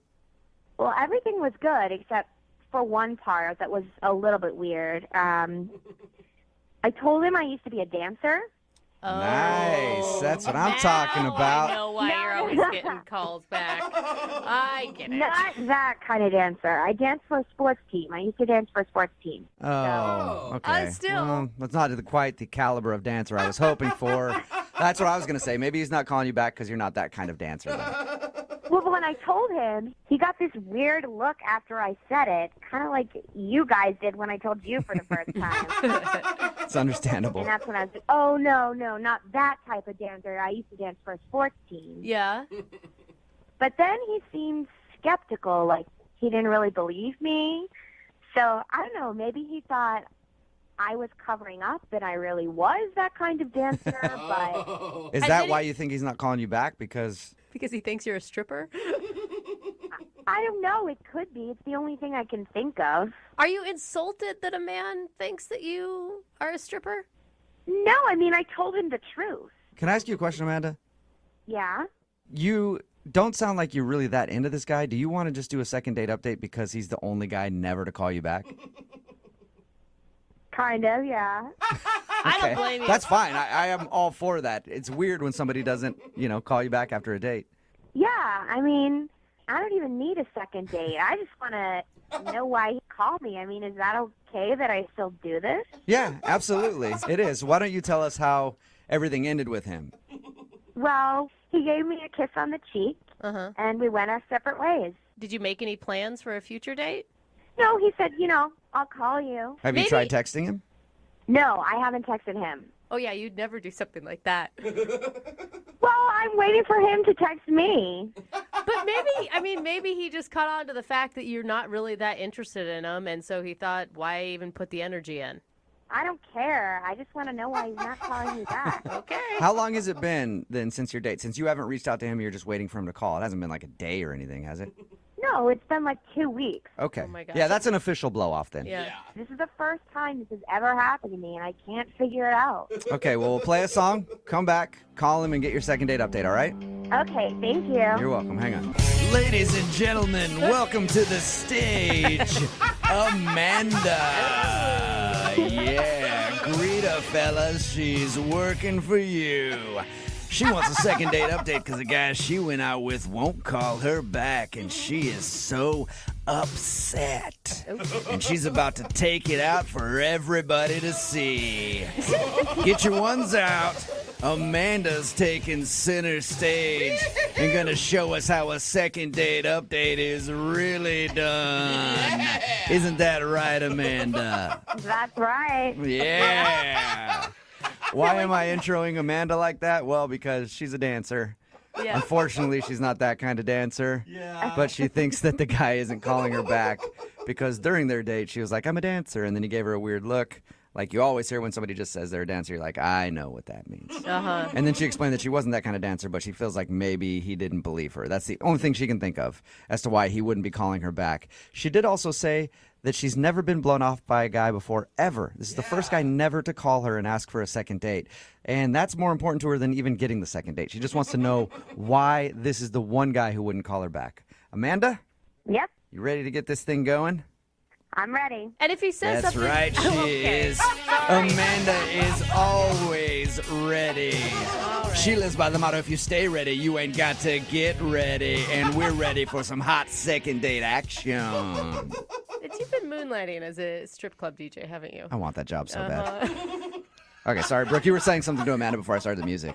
Yeah, I mean, if it comes back that maybe he's just been out of town for the last 2 weeks and there's a totally reasonable explanation, are you actually going to turn him down at that point? I don't know. I mean, I guess we'll see how it goes. You sound actually pissed that this guy's not calling you back. I am. I just want to know, like, of all the guys that I've dated, why is it this guy that's not calling me back? What reason does he have? Well, I'm going to dial the phone number right now and get him on the phone and see if we can find out why, okay? Sounds good. Okay.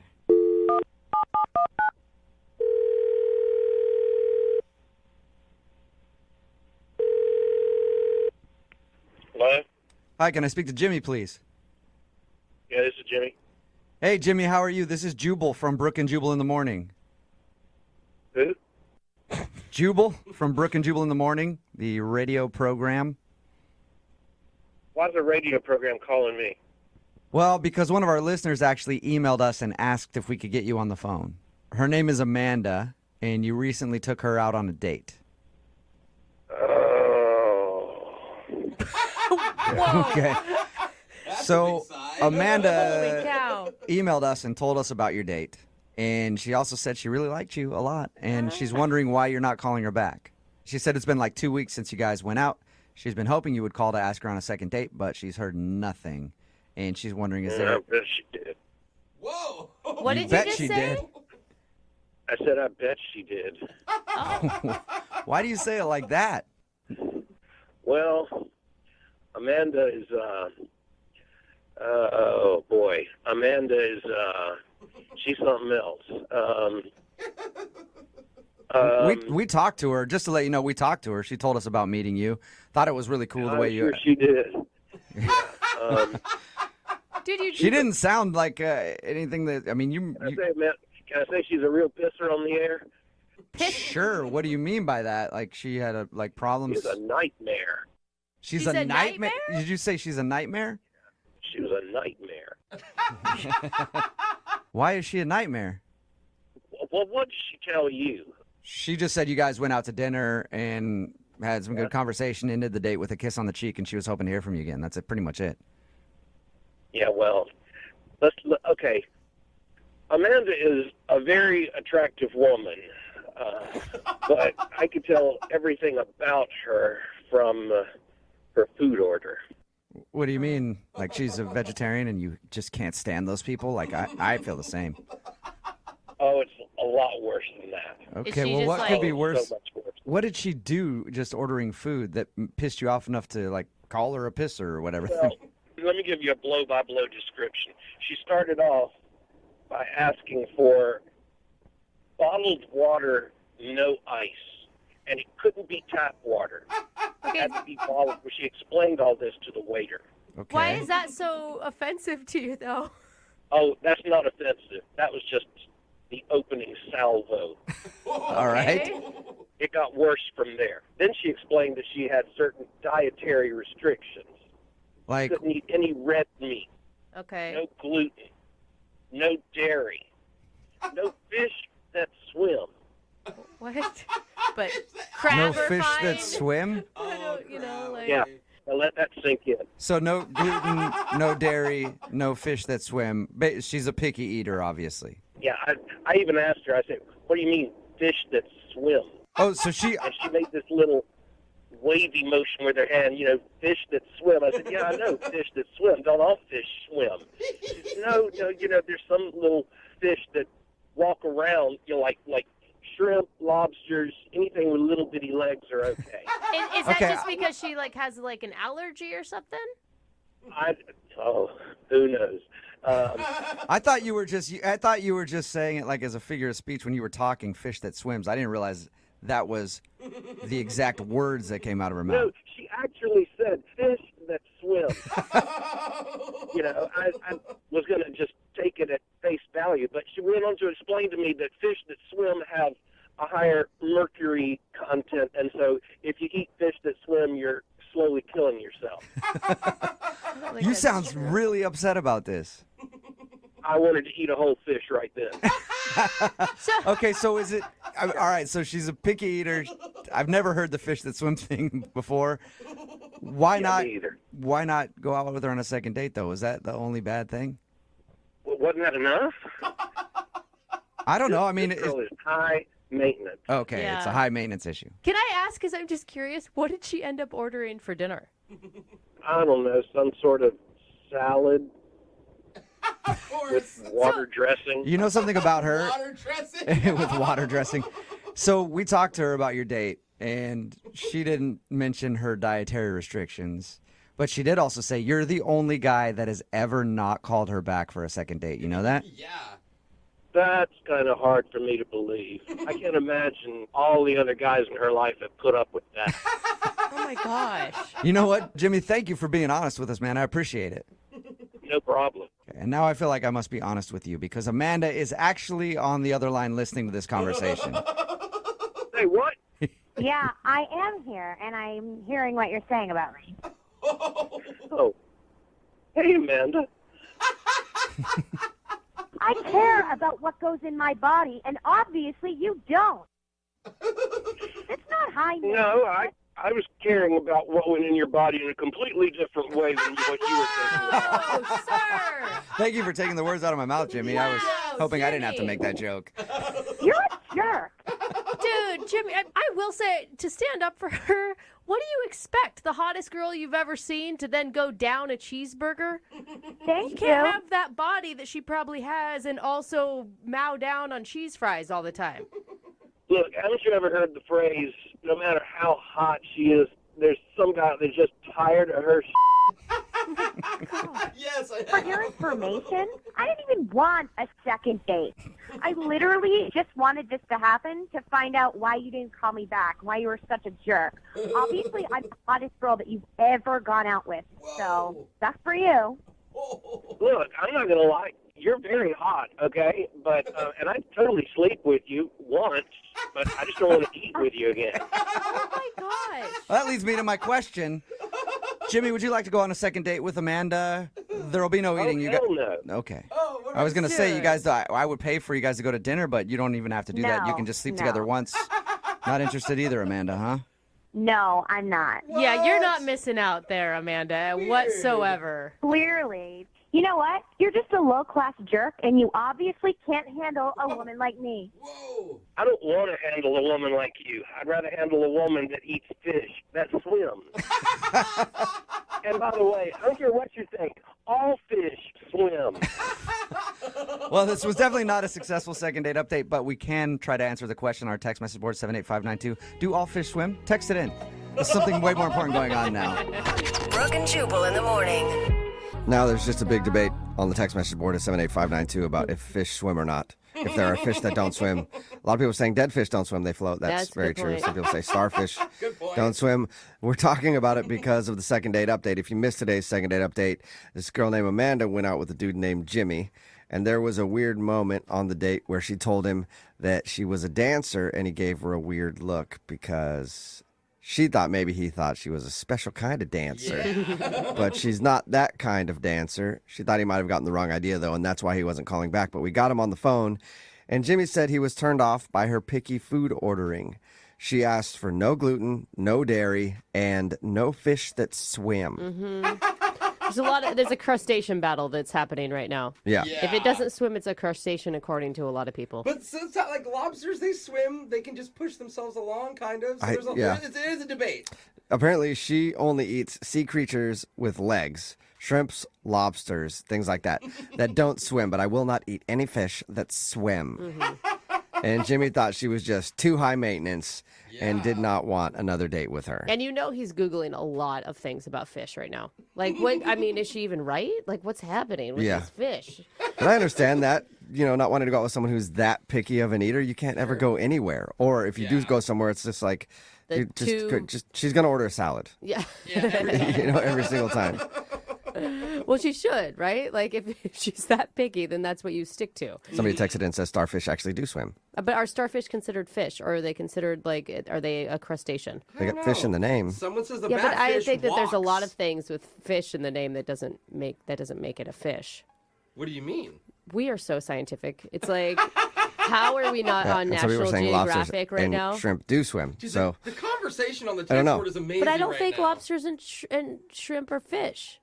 does a crustacean count as a fish? If it lives in the sea, I don't is think it a so. fish? I think a fish and a crustacean are different. I don't know. Anyway, all I know is that today's second date update has opened up a whole discussion that I think is very important and that we need to have. Remember, if you want to do a second date